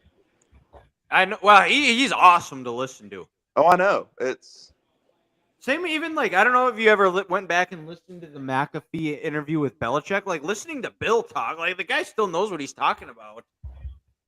And that Dynasty documentary really did him dirty. But Goodell's walking here now.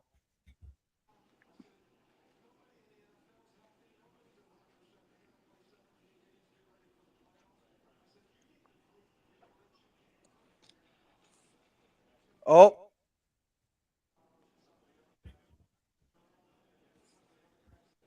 My buddy that's an Oregon fan or Nathan, he just said, "Bo to the Broncos." I said, "So you a Broncos fan now?" Because he's always joking about changing teams because the Falcons just continue to frustrate us. I've taken applications over the years. I'm not gonna lie. Yeah. Let's see. I'm covering up my phone.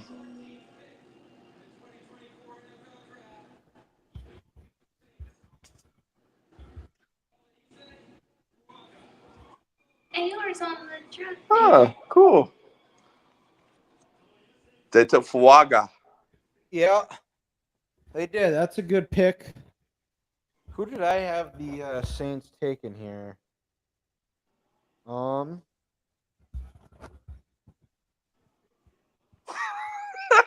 had him taking Kenyon Mitchell. I think I had them taking Latham. My buddy just texted me. He goes, "The Saints just created a player in Madden and drafted him because of the name."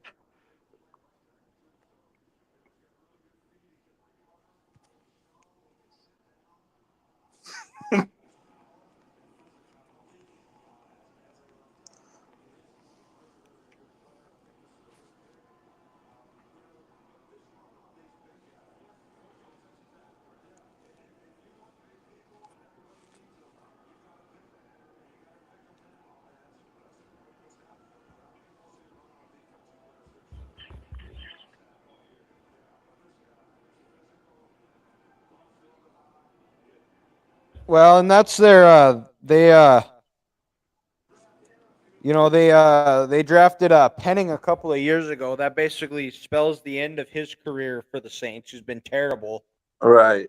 And I knew that guy was a scumbag. I did not. He played at Northern Iowa, so NDSU had played against him multiple times, and he was. There were so many times I'd watch, and he would just be him pulling cheap shots on guys. Where do the Colts go here? You've still got all the possibilities if you're They the could Colts. take a receiver. I think this is where we see our first defensive player off the board. Is it a corner? Is it an edge? Is it Byron Murphy? He sounds like a Colts player, Byron Murphy. Yeah. And let me tell you this. We talk about cities that we enjoy going to, we care not to go back.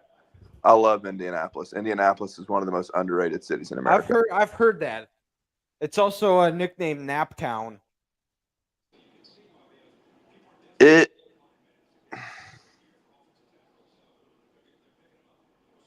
As a racing fan, the last 2 years, I'm not going this year. I've been able to attend the Indy 500 in Indianapolis. Oh, that's sweet. It's been pretty cool. Not a lot to do before you get to Indianapolis, but Indianapolis itself is pretty cool. I've always wanted to go. I wish I would have been able to go like one of the last 3 years when Michigan was playing there, but never quite worked out. Maybe I'll get to go there this year. Maybe if Michigan.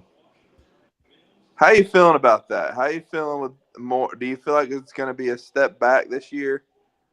I mean, potentially. I mean, their schedule's a lot tougher. Anytime you're gonna have, Michigan is gonna challenge Georgia's record probably for most guys drafted. I mean, you're losing a top 10 or top 10 pick in the quarterback position. That's really what it's gonna come down to. I think the offensive line is gonna be good. The running backs are gonna be good. Receiver and what you get out of the quarterback, if they're able to get serviceable play out of the quarterback. I like their potential. I mean, if Michigan's able to get what they got out of Cade McNamara when they won the Big Ten their first year, I forgot he was y'all's quarterback then. I think that I think there's no reason they can't be playing in Indianapolis because I'm not really sure what the rest of the Big Ten. I mean, yeah, Ohio State spent all this money, but how is that all going to mesh? Yeah, they got all these nice skill guys. They have question marks on their with their quarterback, and their offensive line still is not that great. No, I think me personally, I think your biggest challenge this year is going to be Oregon. Yeah, you're probably right. I would probably agree with you.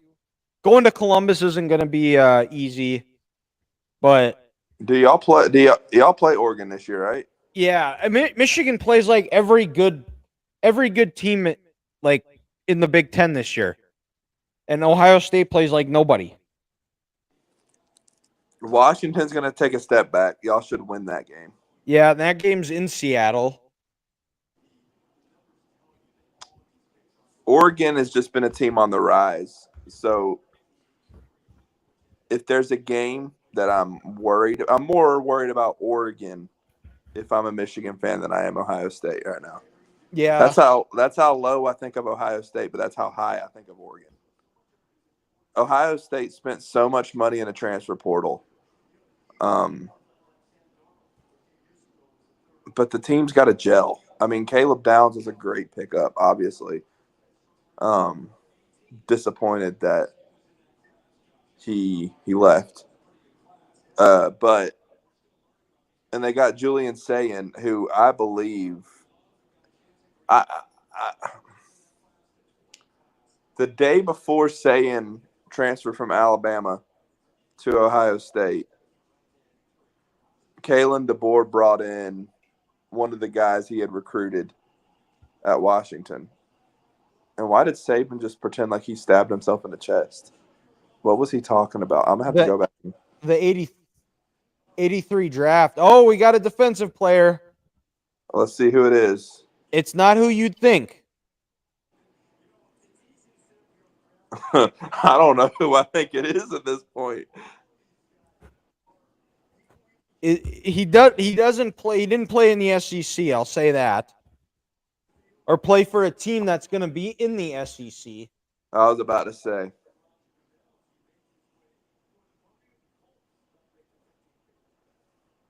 The Colts are my wife's other team, if not her actual team at this point. Because being a Florida fan, she really grew up following Anthony Richardson. Ah, I grew up following Anthony Richardson. Well, not grew up. Right? I did not word that correctly. I did not word that correctly at all. I said my wife grew up following Anthony Richardson.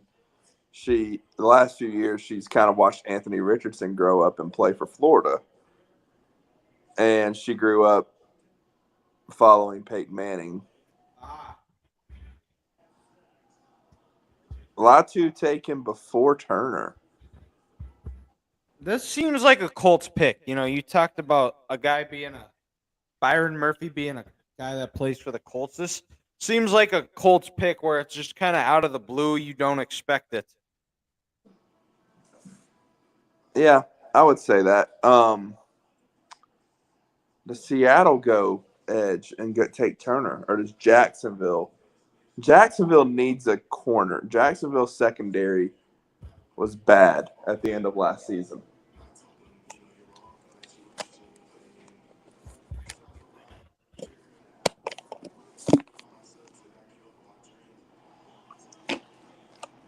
Yeah, I think Mike McDonald being a defensive guy, I think they do go defense here. Um, this might be a spot for Byron Murphy. You get you're playing in one of the toughest divisions in the NFL in the NFC West. Getting to the quarterback, you're going to face Stafford twice a year. You're facing Kyler Murray twice a year. You're facing Brock Purdy twice a year. Getting edge or interior pressure on those quarterbacks, that really is a disruptor. And Seattle might be looking to get like a prime Michael Bennett. Yeah. It's funny. as you were mentioning the names that you're going to face in that division, it's like Kyler Murray doesn't sound that intimidating. Until you play him, and then he's just got incredible escapability. Right. Stafford's just accurate. And he's Purdy, tough as nails. and Purdy, I still think there's a lot to be determined about Brock Purdy. He's a good quarterback. And then, of course, you got Geno Smith in Seattle. None of those guys are going to light up the scoreboard or the stat book, but they're all good quarterbacks. There's apparently Kirk Cousins was stunned that the Falcons took a quarterback, which I would be too. What are you paying Kirk Cousins for if you just drafted a quarterback in the first round? Like, I mean, obviously, I guess Kirk Cousins is going to mentor Penix now.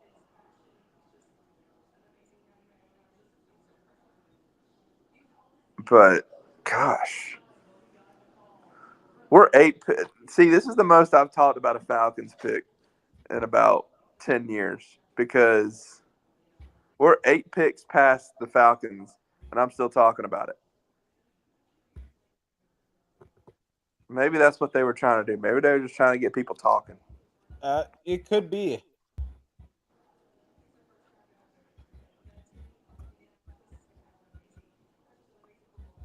Gosh, not a lot has happened so far in this draft. No. Nothing like we thought it would. The Penix pick, that's it. And the trade. Yeah. Carolina's got to be looking for somebody that they're just like, hey, throw this guy in there and let's trade to get back in the first round. But right.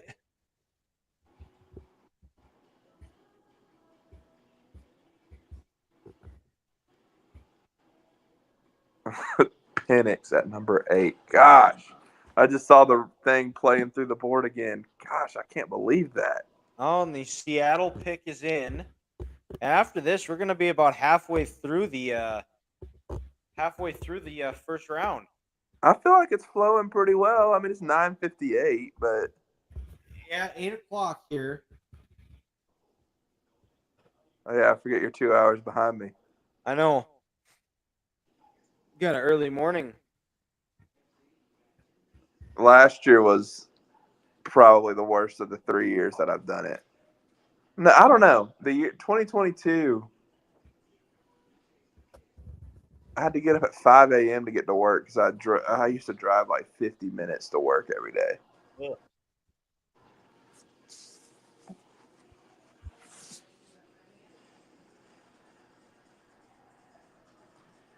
No, my wife and I binge watched the Rookie, the show that they just showed on.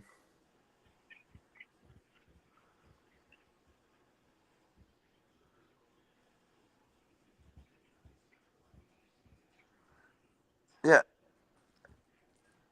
Yeah, apparently Kirk Cousins is not happy that the Falcons drafted a quarterback, which can't say I blame him. Yeah.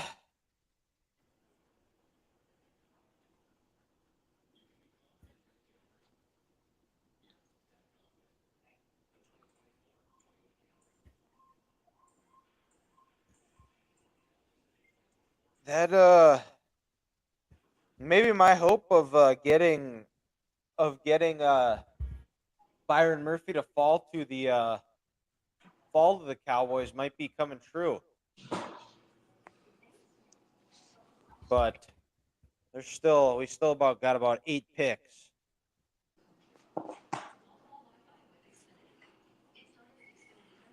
At this very moment, I just hopped on Twitter for a second to see some of the chatter. At this very moment, Kalen DeBoer has more first-round picks than Nick Saban. Really? At this very moment. That could all change. Well, they still got their two corners to go.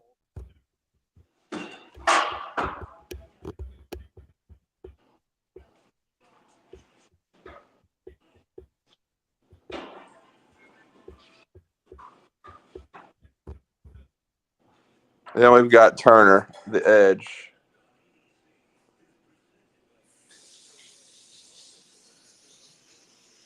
Yeah, now do we see a run of defensive players? I could see that with Seattle, Jacksonville, Cincinnati.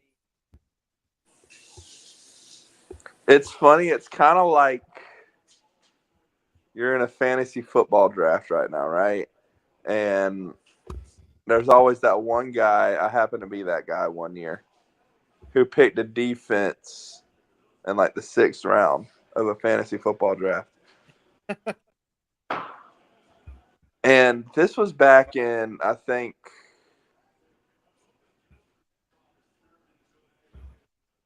2018 when I did this.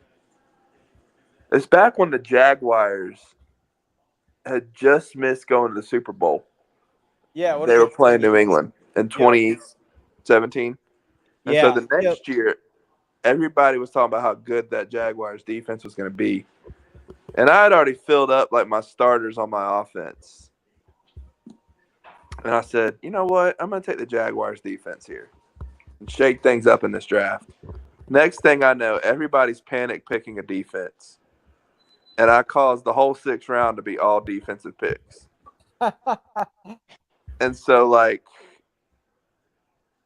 I wonder here, like, you saw the Chargers take Joe Alt, which caused the Titans to take offensive tackle and go Latham because they want that. That's how gung ho they were on getting a tackle. Uh-huh. You saw the Colts take an edge here. Does that cause Seattle or Jacksonville to take an edge? Cincinnati at 18, they need offensive line help. It doesn't matter who it is. They do. Will they take it? I don't know because they always seem a little bit reluctant. But let's see here what Seattle does. I'm jumping 2, 3 picks ahead, but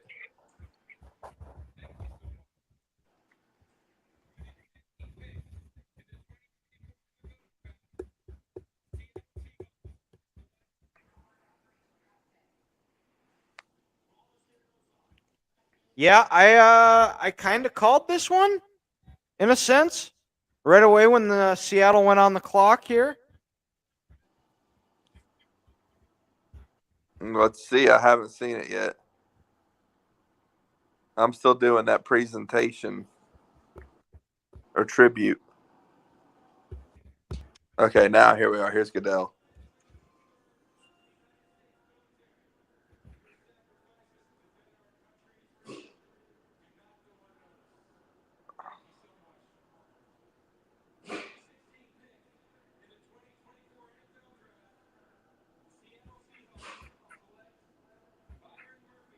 Okay, there you go. That's a Uh-huh. good pick. That's Oh, a we got a good pick. trade coming. Oh, Jacksonville's trading. Yeah, they are. Who they're trading to? Oh, wow. The Vikings are back up. What the hell Boise are is making those some moves. Vikings doing? They're I bet you they're going to be taking a defensive guy here. Or are they? Did they just trade Justin Jefferson to Jacksonville? Oh boy. There's going to be if that's the case, then they're going to be doing a lot of there's going to be a lot of angry Viking fans. I'm curious to see what happens in this deal.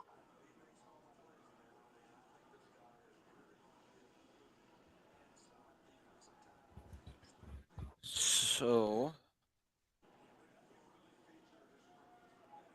that they must be trying. They must see that the run of defensive players are going. Right. Dallas Turner might be the pick here. My buddy or Nathan just sent me a picture of a tweet, and it said the Falcons don't have fans; they have emotional hostages. That sounds like being a Vikings fan.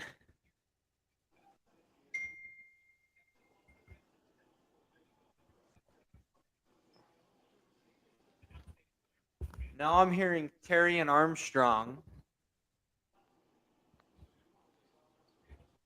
You mean Terry and Arnold? Or yeah, Terry and Arnold. So the Vikings in this trade, the Vikings get the Jaguars pick at number 17. The Jags get the 23rd pick, a 5th round pick, a 3rd and a 4th round in 25. Jeez.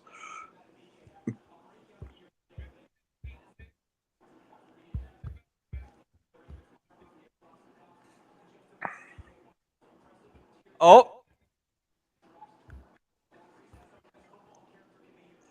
What? okay. I picked it again. I said Dallas Turner. That's who the Vikings have. I'm glad he's finally getting taken. Well, Brian Flores is gonna like that pick. Oh yeah.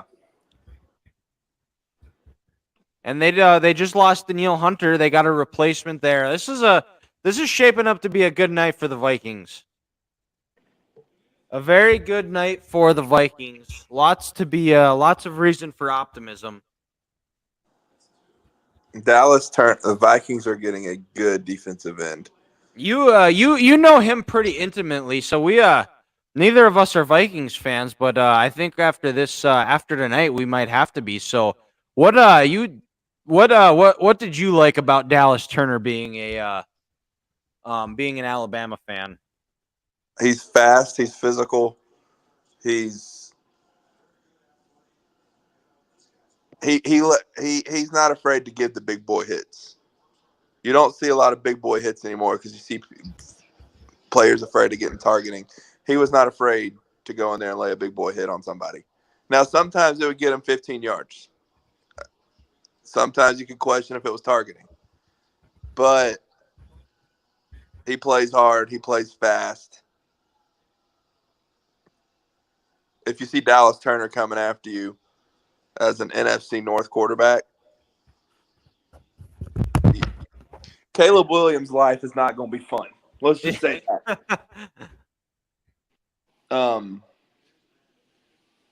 He's gonna turn him into Kayla Williams with his nice painted fingernails. Right. And the thing is, if edge isn't the end all be all for him either, and Saban just said it. You can play him at defensive end. You can play him at middle linebacker.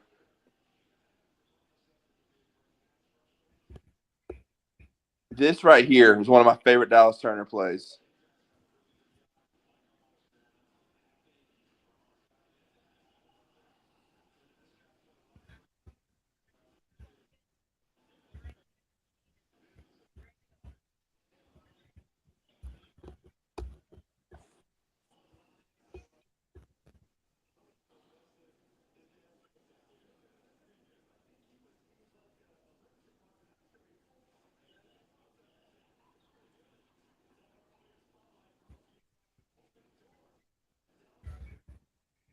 the Somebody I just saw post, it was had Caleb Williams, and then it had on his fingernails FG Bay.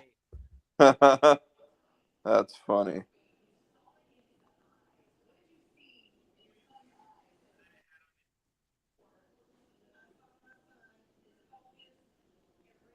But now the Bengals are up. Are they going to go defense, or are they going to try to protect Joe Burrow, who's been hurt in had his season end short of the come 2 of his 4 seasons so far be cut short because he tore his ACL his rookie year and then got hurt last year. Wasn't able to finish the year.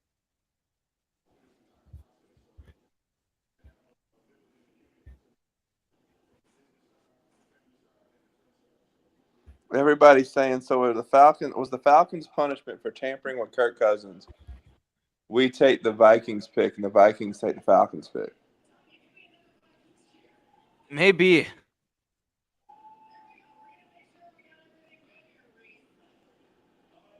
Like, good grief.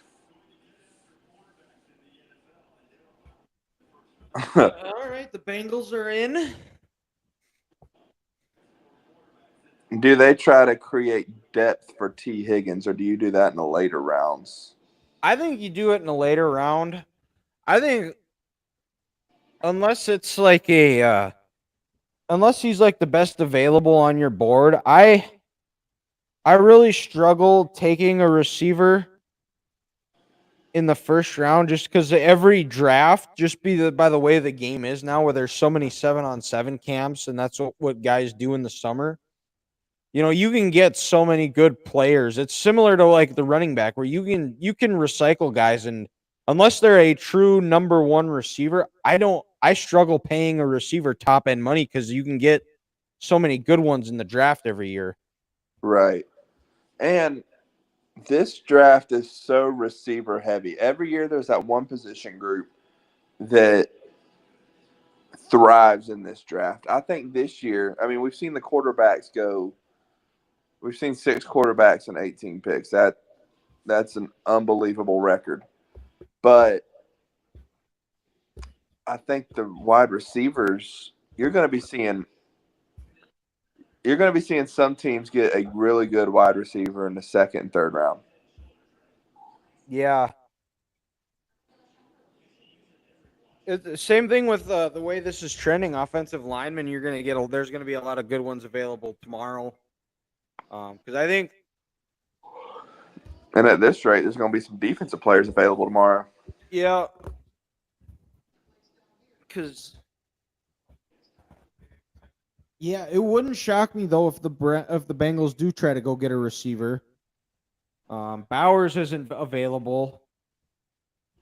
The next tight end I saw was ranked like 91 overall in the player rankings. So it's like you don't need it. There's going to be no tight end taken in the next 2 or 3 rounds No, at this rate. Um, so the Rams stayed put this whole time.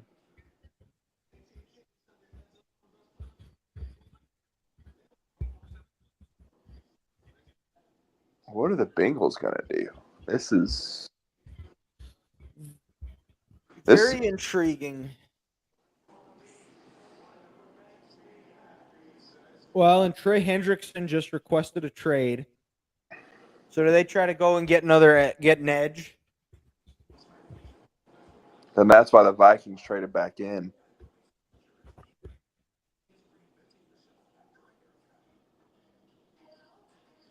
Last year's draft set a standard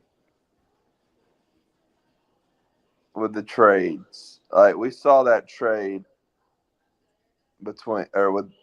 we saw Houston do something pretty unthinkable last year in the draft. And it's paid off. I'm It surprised has, yeah. I'm surprised not many teams took that risk like Houston did. They got a franchise player on both offense and defense. Exactly. I'm surprised they haven't tried to trade back in tonight, but I mean, you look at And they went pretty aggressive in free agency too. and they got Stephon Diggs at receiver. Yeah. They're a Super Bowl contender.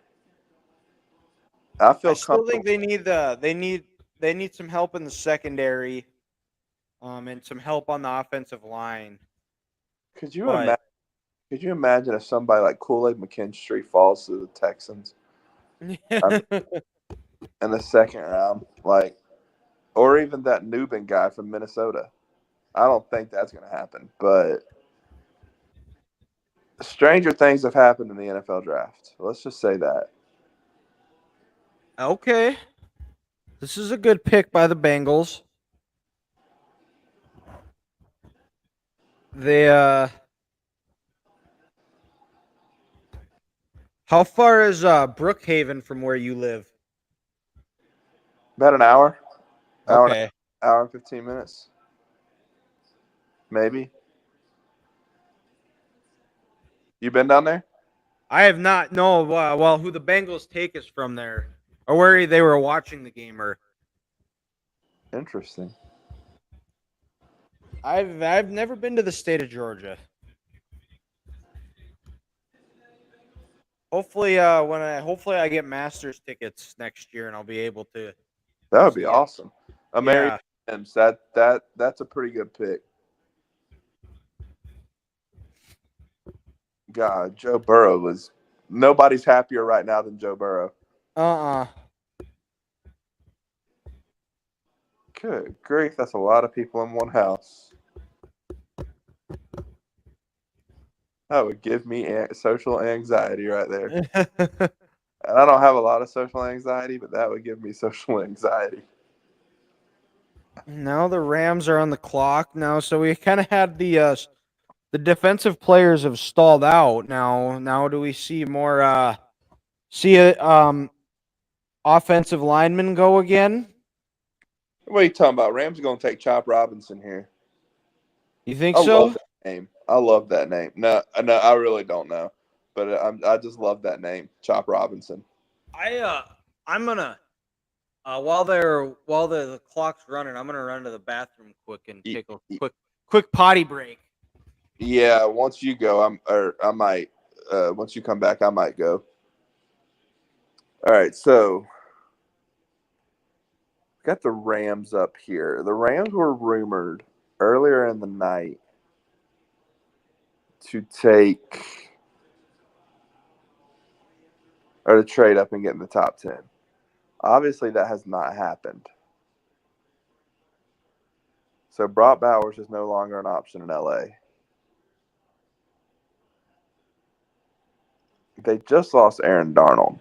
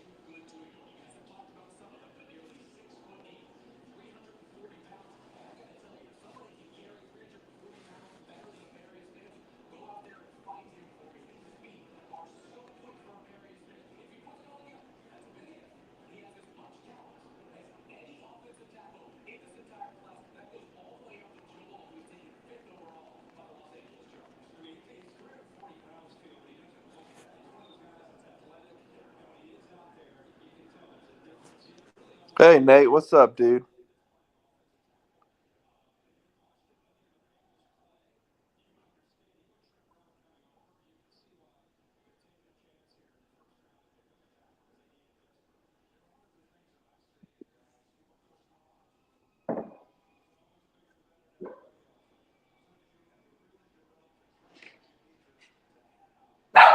Hey, Piper.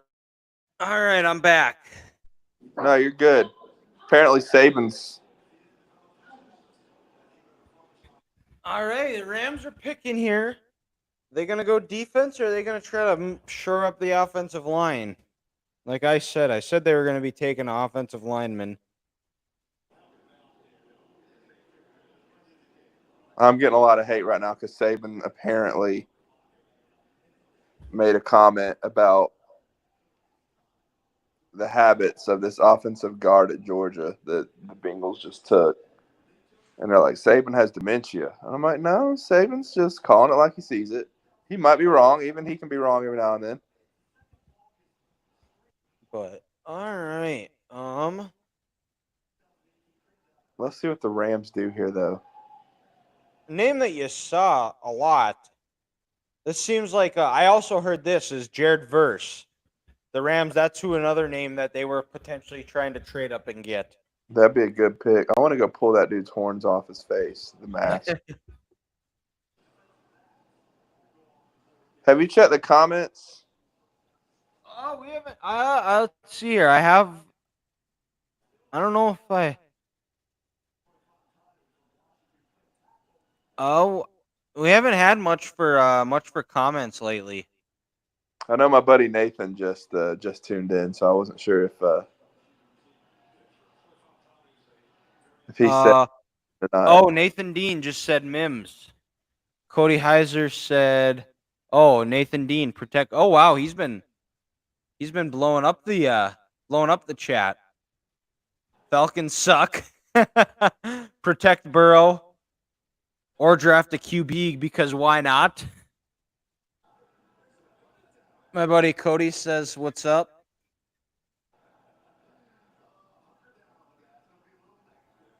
But oh, nailed her.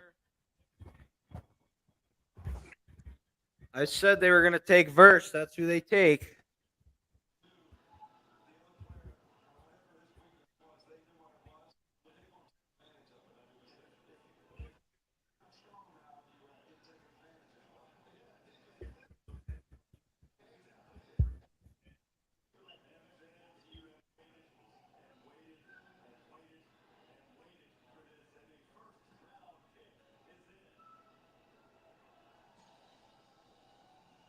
Let's see. Well, I mean, I obviously know who's going to be here.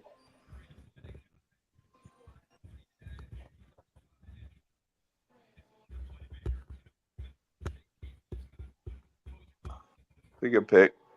That's a heck of a play there against Florida. That might be in your wife's nightmares. Is that one where he just bench presses the dude into the quarterback? Yeah.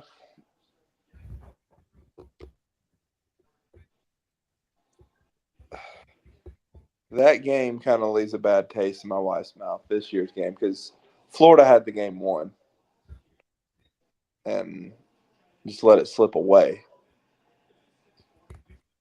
And is Jordan Travis? He's draft eligible too, right? Yeah, he's probably not going to go till the 5th or 6th round, though, with that injury. Which is crazy because before that injury, he was probably a first round pick. Easily. It's first round, late first, early second. Yeah. Which, I forgot about that play on Jaden Daniels. That is quite the watch party that the Rams are having right now in LA. Ain't no telling who else at that watch party. All right, Steelers are on the clock. Oh, I didn't know that he started at Albany.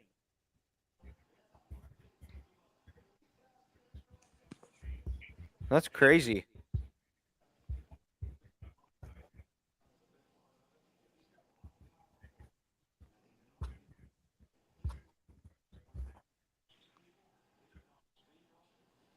Man, that's a lot of food.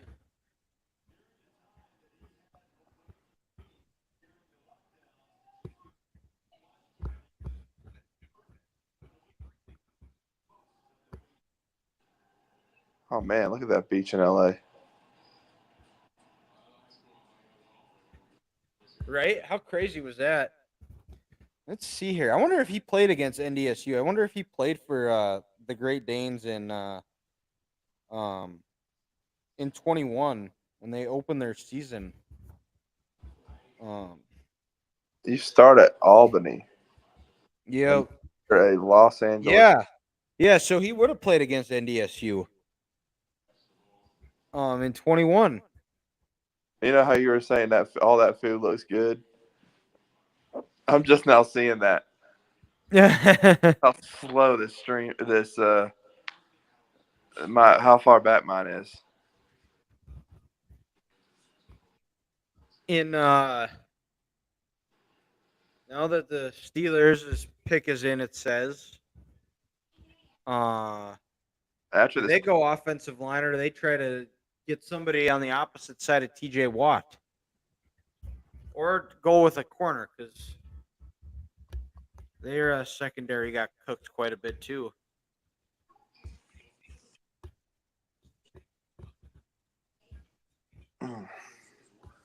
man, I'm fading fast.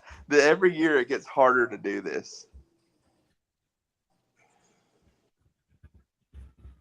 Pittsburgh. What are they? Yeah, they need offensive line help, especially with your quarterbacks. Uh-huh.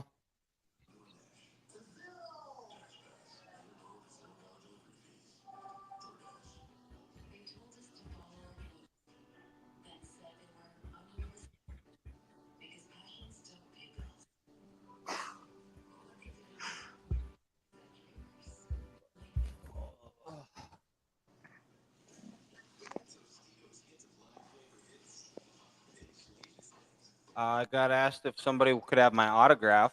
Nice. Channing Wagner is very happy about the Bo Nix pick for the Broncos. That's going to be a good pick for the Broncos, I think. It's like I said, he probably has the highest floor ceiling of any of these quarterbacks in the draft.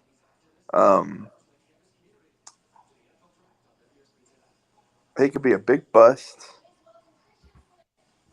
in 2 years, and he could be like the next Paxton Lynch. He could be. I hope not. I don't think he will be. When I saw the way that Paxton Lynch was dressed on his draft night, I was like, yeah, I don't think he's gonna work out. Isn't that weird how that you see that and you think like, oh yeah, this guy isn't gonna work out just by the way he had those goofy ass glasses on. It was like, yeah, I don't think he's gonna do anything. I don't know what Paxton Lynch is up to these days. Is he playing in like the USFL? No clue.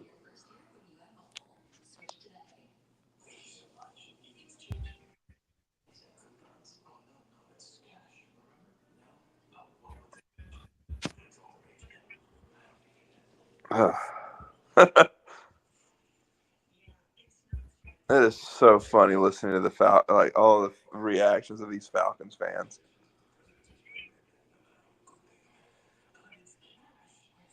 It's a tough day in the ATL. Is that what you're saying? Yeah.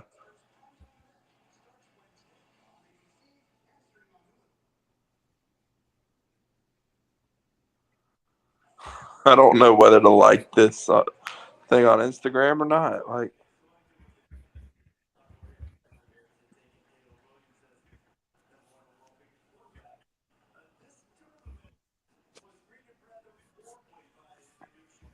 JJ to JJ is going to be special. Brandon Walker was going to be petty if JJ McCarthy slid, but I don't think he's going to have much to be petty about. he's not. He's not gonna. I mean, Mississippi State has nobody.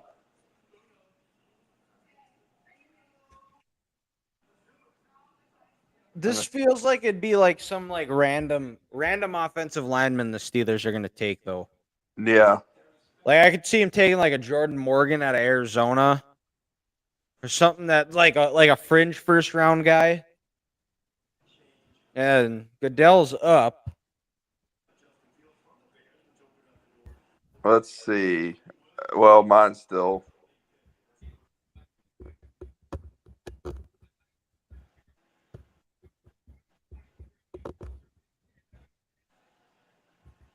Why are they walking so slow? Oh no, this is getting bad. You can't be yawning like that. You're gonna start making me yawn then, man. We're gonna be asleep by the end of this first round. Just sawing logs.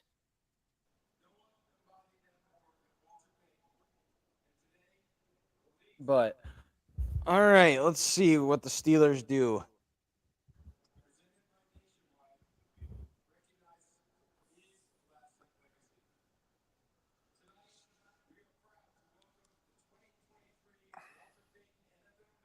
Oh, there's the music.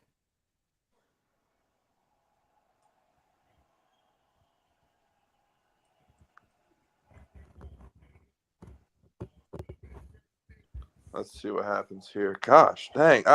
I hate how they drag these things out. I'm not going to lie. Oh, I know. Oh, yeah, kind of a little bit of a random. Not quite Jordan Morgan random, but still, I guess you kind of forgot about him in a sense. I feel like I know who you're talking about, but don't spoil it. All right. Cameron Hayward actually grew up and played about 20 minutes from where I live. Oh, really? Peachtree Ridge High School.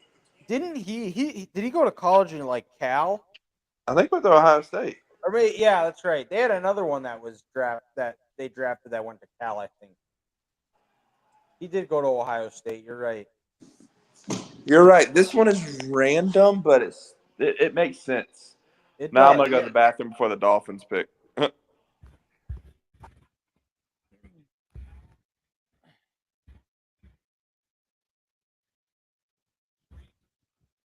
Now the Dolphins are on the clock here. Now I just don't. If you're Miami, don't take a receiver. Please don't take a receiver. Anybody but a receiver.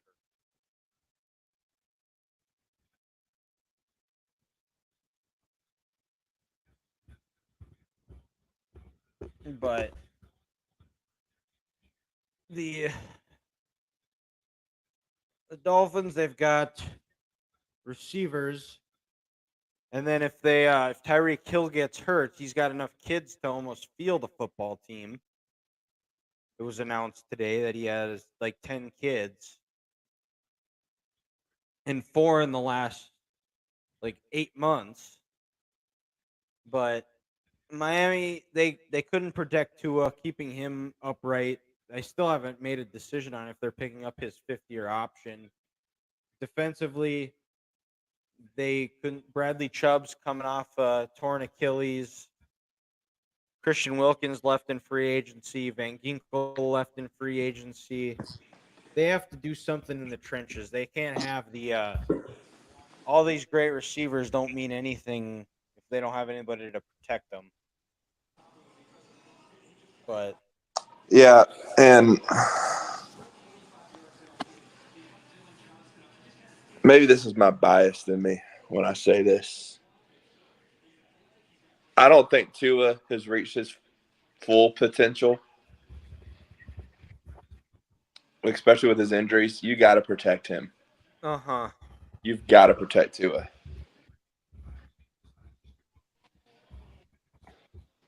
Jalen Ramsey is still with the Dolphins. I think so. These are the things that I fail to follow during the offseason. It's there's so many things that happen like day to day. Like It all you happens. don't look at your phone for like an hour and all of a sudden you 6 different guys are playing for 6 different teams. Yeah, he's still with the Dolphins.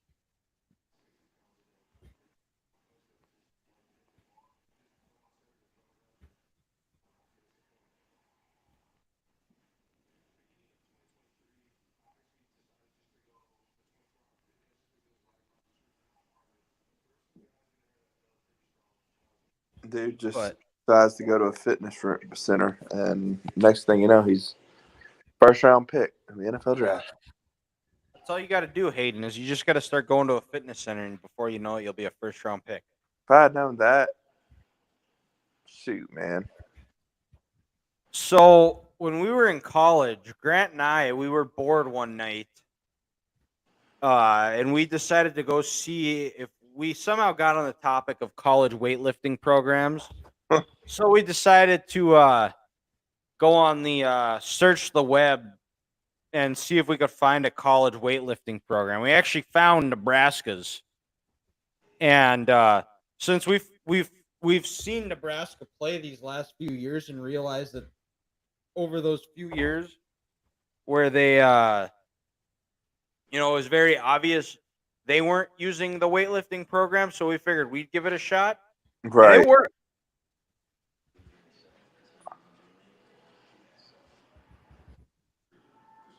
That's awesome. Let's see. Okay, I hate how they drag out these commercials. Once the pick is in, the pick is in. Let it happen. It's yeah. Well, the first round they want to give those guys their shine,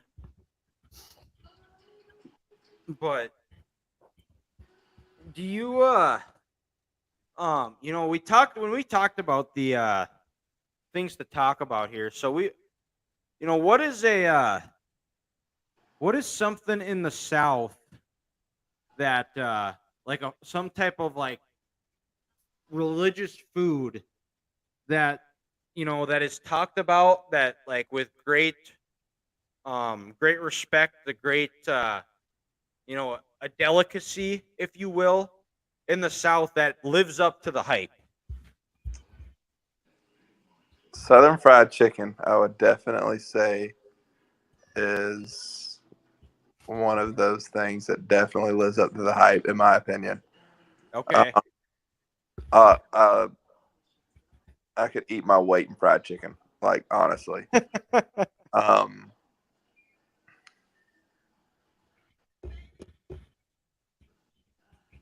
uh, we talked we talked about this, and I'm still trying to figure some of these things out. Yeah, I would say Southern fried chicken is probably at the very top of that list. Okay. As far as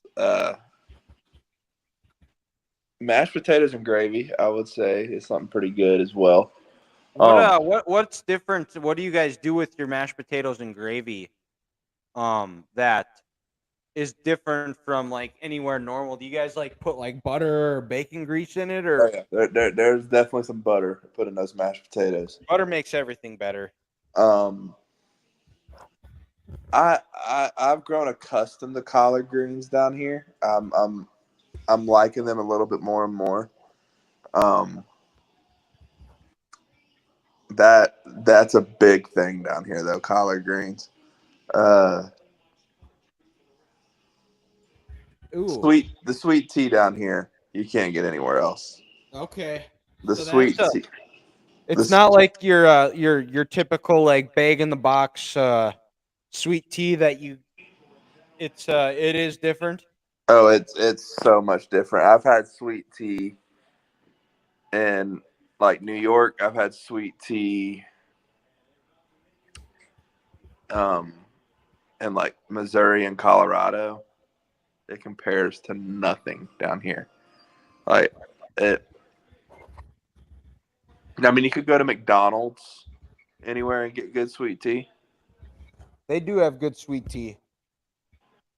Dolphins took Chop Robinson. That's I like that pick. They need a pass rusher. Bradley Chubb is coming off a torn Achilles. Jalen Phillips coming off a torn Achilles. Or no, Chubb was the ACL. Phillips was the Achilles. I mean, you need somebody, a younger guy there too, that's going to be able that has more durability than those two. Yeah, Especially after losing, like I said, losing Wilkins and uh, Van Ginkel. yeah. So what's a food in North Dakota? Ooh, in North Dakota, I would so oh man, that's a great question. Um there's locally borscht soup, which is like a vegetable soup. There's a restaurant in Dickinson that made like they got like on like national television for like how good it is, and now you can actually buy it at grocery stores. And what's this called? It's called borscht soup Interesting. or Nefla soup. Have you ever heard of that? No, With I've like never heard of dumplings? those. Oh, like chicken and dumplings? Is that what it's like? No, no, there's no chicken in it, but it's like cream chicken broth, like just dumplings, and then like some onions and celery. It's incredible. Uh, Tater tot hot dish, which I'm not sure if you I don't know what it's like in the South, but that's a Sure. big debate is casserole or hot dish. Interesting. And if you say it's casserole, you might get into a fight because they do not. we don't take kindly to calling it a casserole. It's a hot dish, Interesting. unless it's a green bean casserole. But we North Dakota, we do have our own version of steroids. If if it's called North Dakota steroids. It's steak, potatoes, and Old Milwaukee. Interesting. If you know what Old Milwaukee is, have you ever had an Old Mill? Sounds like a beer. It is a beer. It I've is never had. it's actually America's beer. It says right on the can. Interesting. Uh-huh. So then what is a food in the South that is very hyped up, but would you say is overrated?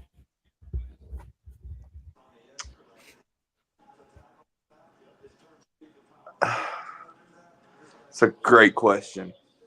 Um,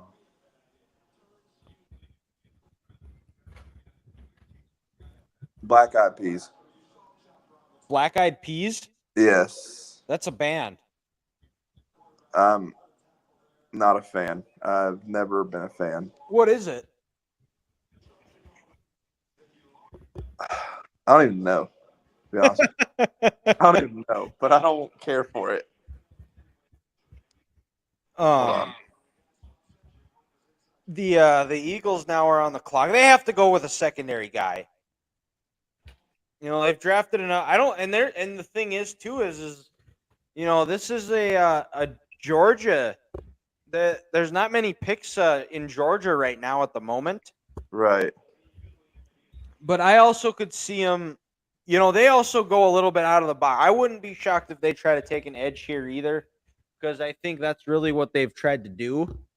But losing Fletcher Cox, Brandon Graham's at the end of his run. I don't think taking a defensive lineman or an edge rusher here wouldn't be a bad choice.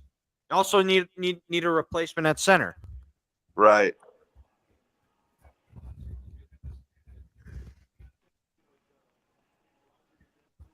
What about the I've heard the peach cobbler is that a very, does that live up to the hype?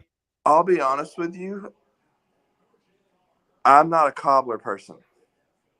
I'm No? not. I've just never been a cobbler person. Okay. I just sent you a text about an Yeah. update. I got it. Just yeah, I've got several things I need to get done before the morning, but sorry about that. Oh no, we're good. But But I'm curious to see what the Eagles do here. Yeah, these and then the future Super Bowl champions are up in 2 picks. Yeah, I was wanting to see the Cowboys pick before I logged off, but So yeah, we'll end her after the Cowboys pick, give a reaction, and then call her a night. But man, we're gonna have to start collabing more often. Maybe get on Twitter and do some spaces here and there. Yeah. And draft nights have just gotten so long. That's the NFL. It's a made-for-TV event. They're gonna drag it out. I'm gonna make my prediction real quick for the Eagles. I think they take Terrion Arnold. I think this is where Terrion Arnold goes.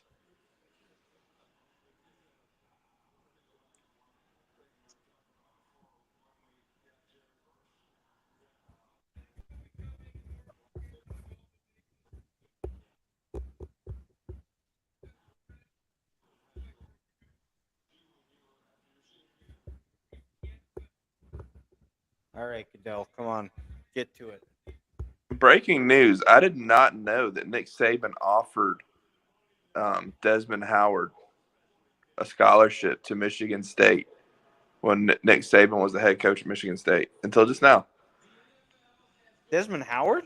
Yeah, Really? this is the kind of insight you get now that Saban is on the college game day desk. I didn't know he was coaching that long. I didn't realize he was at Michigan State for that long. I want to say he was at Michigan State until 2000, right?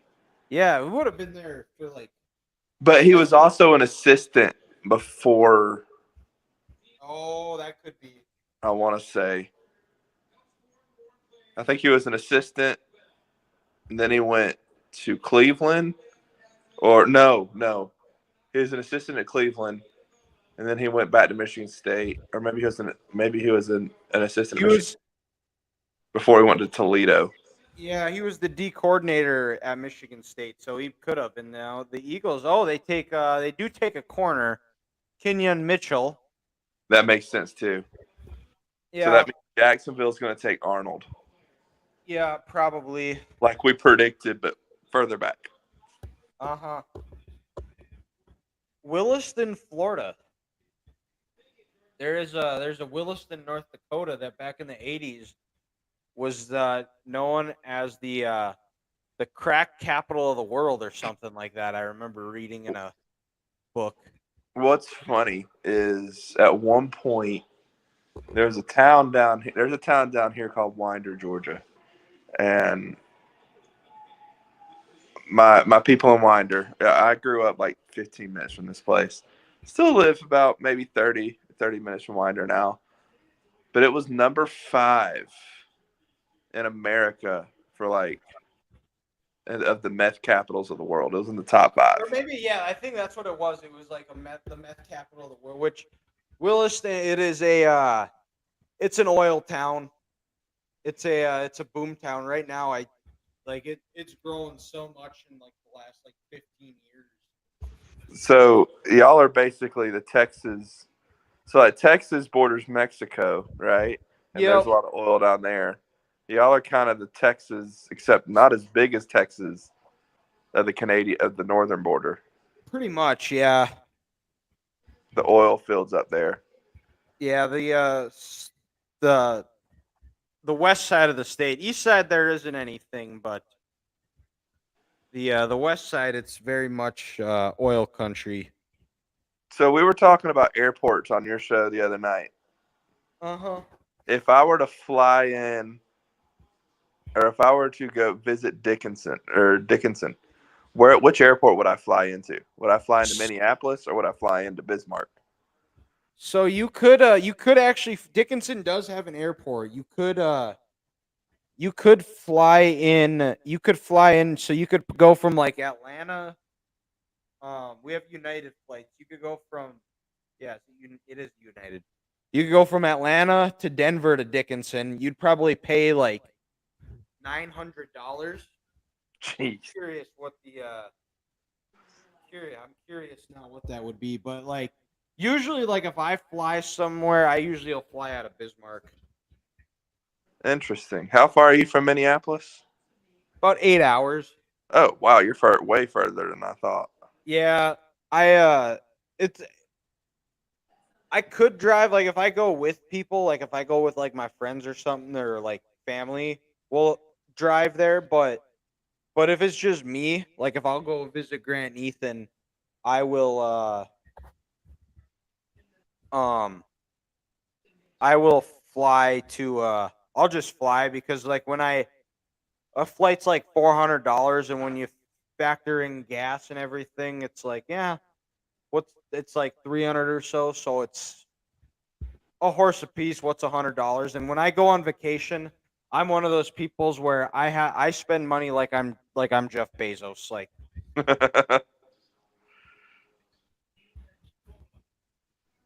um, I was just curious because I'm like, I know there's no big airport hubs in North Dakota, but I mean, obviously, Minneapolis is a hub for. Fargo has the most, probably the most. They have direct flights to Nashville now, um, Chicago, Dallas. Trying to think where else, but let's see. So Quinyon Mitchell. I mean, obviously, you're a Cowboys fan. Does adding one corner in the set? I mean, yes, this is a good pick. Like this is a good pick, but it doesn't fix the issue. that was the Eagles secondary, does it? No. Like they have to do more. God, I mean, they still, I think, needed to upgrade the pass rush, because they're way too old, and the guys from Georgia that they've drafted have not hit like they thought they were going to. And you actually right now, if you flew out next Friday or next Thursday, you could fly out for 386 from nice, Atlanta to Denver to Dickinson. nice. Uh huh. So the now let's see what the Jaguars do. We're gonna see a run on corners here. I think this sets up all right for Dallas, where they're able to draft a lineman. Right. Why do I feel like y'all are going to draft that tackle out of Oklahoma? He could. Because I Oh just wow! don't say anything. I won't. I all I'm gonna say is we weren't close. Okay then.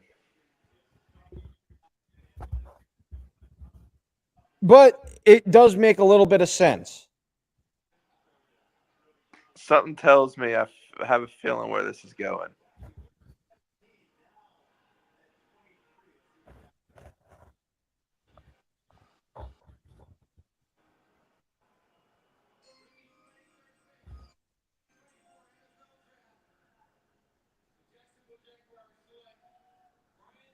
That's exactly when you said that. That was where my mind went. Go wide receiver because you lost Ridley. Yep. This sets up very nicely for the Cowboys. Yeah. Oh boy. Will I be throwing my phone through the TV? We're gonna find out here. I don't think I've ever been that mad at a draft pick. Um, this was my freshman year of college when I was living in the dorms. We were all watching in a we set up a TV and the Vikings picked right before the Cowboys, and it was the Johnny Manziel draft, and the Vikings needed a quarterback, and this guy was all excited. Johnny hadn't been drafted yet, and he's all hyped up like, yes, we're getting Johnny Manziel. The pick comes up, and they take Anthony Barr. The guy wearing his Vikings hat just takes his hat off, chucks it at the TV, and just screams, "F you, Spielman!" That is hilarious. And then in the end, it was like, well, I think Mike Zimmer knew what he was talking about by Right. taking Anthony Barr over Johnny Manziel. Right, 100%. Johnny Manziel, you talk about the ultimate bust. Yeah, he was. It was sad that his demons had too much because I loved watching him play in college. I was a big Johnny Manziel guy. I had a money man shirt. I mean, that you talk about guys that were cheated out of NIL money, which I guess you can't really say he was cheated out of NIL money because he found ways to make his own NIL money, but I mean, he would have made all sorts of money at Texas A&M. Right, exactly. He Thankfully he did not ruin our season in 2012. We still won a national championship. Yeah, that was a crazy game.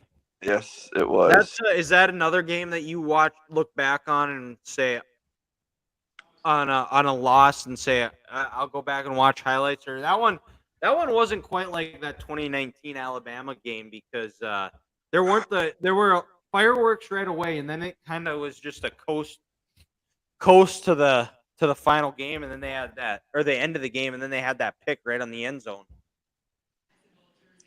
I've watched it.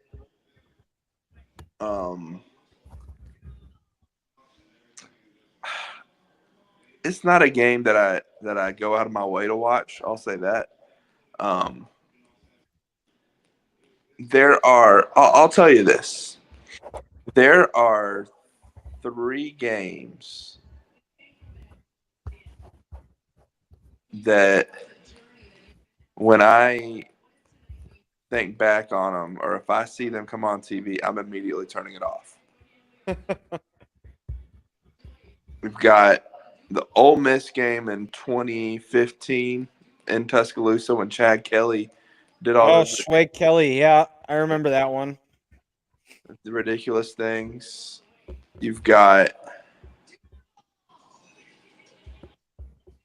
the 2018 national championship game when we just got absolutely Boat door race. slammed. That was a rough one. Yeah. And that was on my 24th birthday, so that was just a rough night. And then number one, the one game I will not watch, the one play where every time I see it, I turn around, I cover my eyes, or I change the channel, the kick six. Oh, I have not gone back and watched that play. that's a game that that's like one of those games that you always will remember where you were when that happened. I remember we just got out of church. It was Thanksgiving break, and I was back home, and we just walked into Applebee's, and that was the play I saw was the kick six. But I similarly for if I had a play that I refused to watch would be the or a game that, and I still haven't seen it to this day, is the Curtis Samuel touchdown after JT was short in 2016 that the refs ruled the first down. Yeah. That one I still haven't seen the Curtis Samuel play out since it happened. I'll just turn around, close my eyes or whatever. The TCU game I don't watch. And then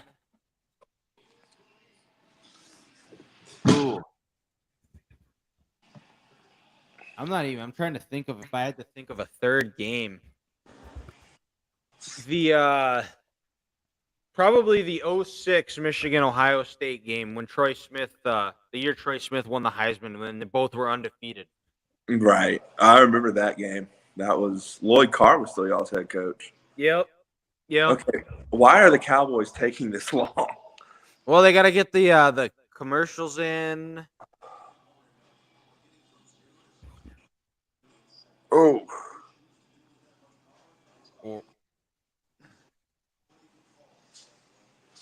But yeah, man, this has been fun. We'll have to find other ways to keep doing things like this. Yeah, well, and I just saw that the Cowboys have traded down with the Lions. What? So the Lions are on the clock now. So the Cowboys basically feel like they can get any tackle they want. That's how good the tackle draft is. Sounds like it. I don't know what Detroit does here, because I don't think there's an edge guy. They might go They might go corner. Do they go DB Cooper? Who knows? Which I'm surprised. I'm kind of disappointed that we haven't gotten many DB Cooper jokes since Cooper DeJean. Right. But man, I hate that. I hate that y'all traded back. I was curious to hear your take. I know. But you might have to record your take and send it to me, and we can post it on the. Yeah, that's not a bad idea. Because I do want to see how you react. Because my Falcons' reaction. I know. I'm gonna have to go try to find that. Hopefully, it wasn't lagging too bad where but it usually doesn't. It does a good job of kind of keeping up here. But right, that might be one of those reels you have to. You might have to bleep out a word or two. Oh, I don't do that. I don't believe in bleeping. we just go in raw here, man. That's too much work to do all the editing. I don't believe in editing. Let's see who the Lions take, and then we'll call it a night. Yeah. Okay, Lions. I'm curious now. Let's hurry this up. Come on now. Yeah, people got to work in the morning.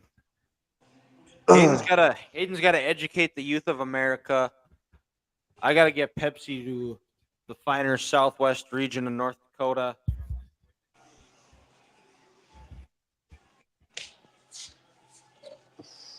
And in theory, I'm gonna get up and work out in the morning at 5 a.m. So, Oof. you know, the longer that you guys drag this out, the lesser my chances of getting jacked are.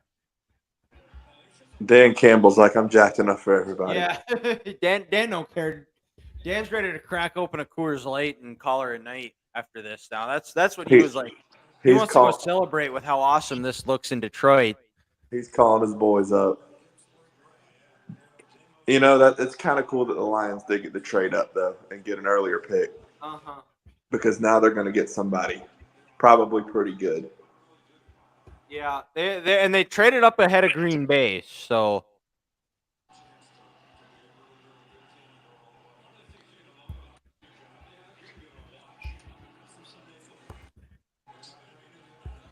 But. All right, Detroit, come on. Come on.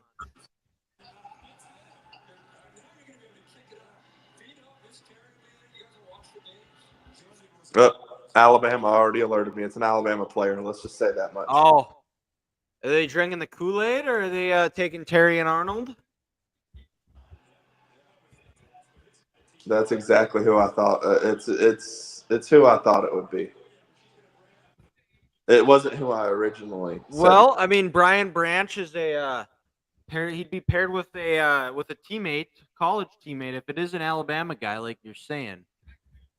It is an Alabama guy. Okay. Well, in the secondary, I'm guessing.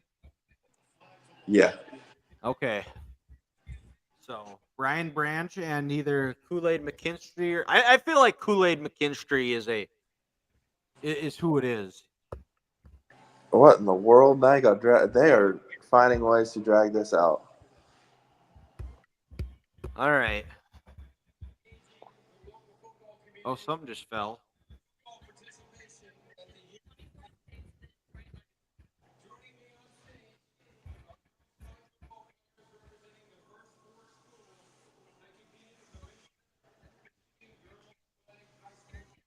Oh, I was wrong. Terry and Arnold. Okay.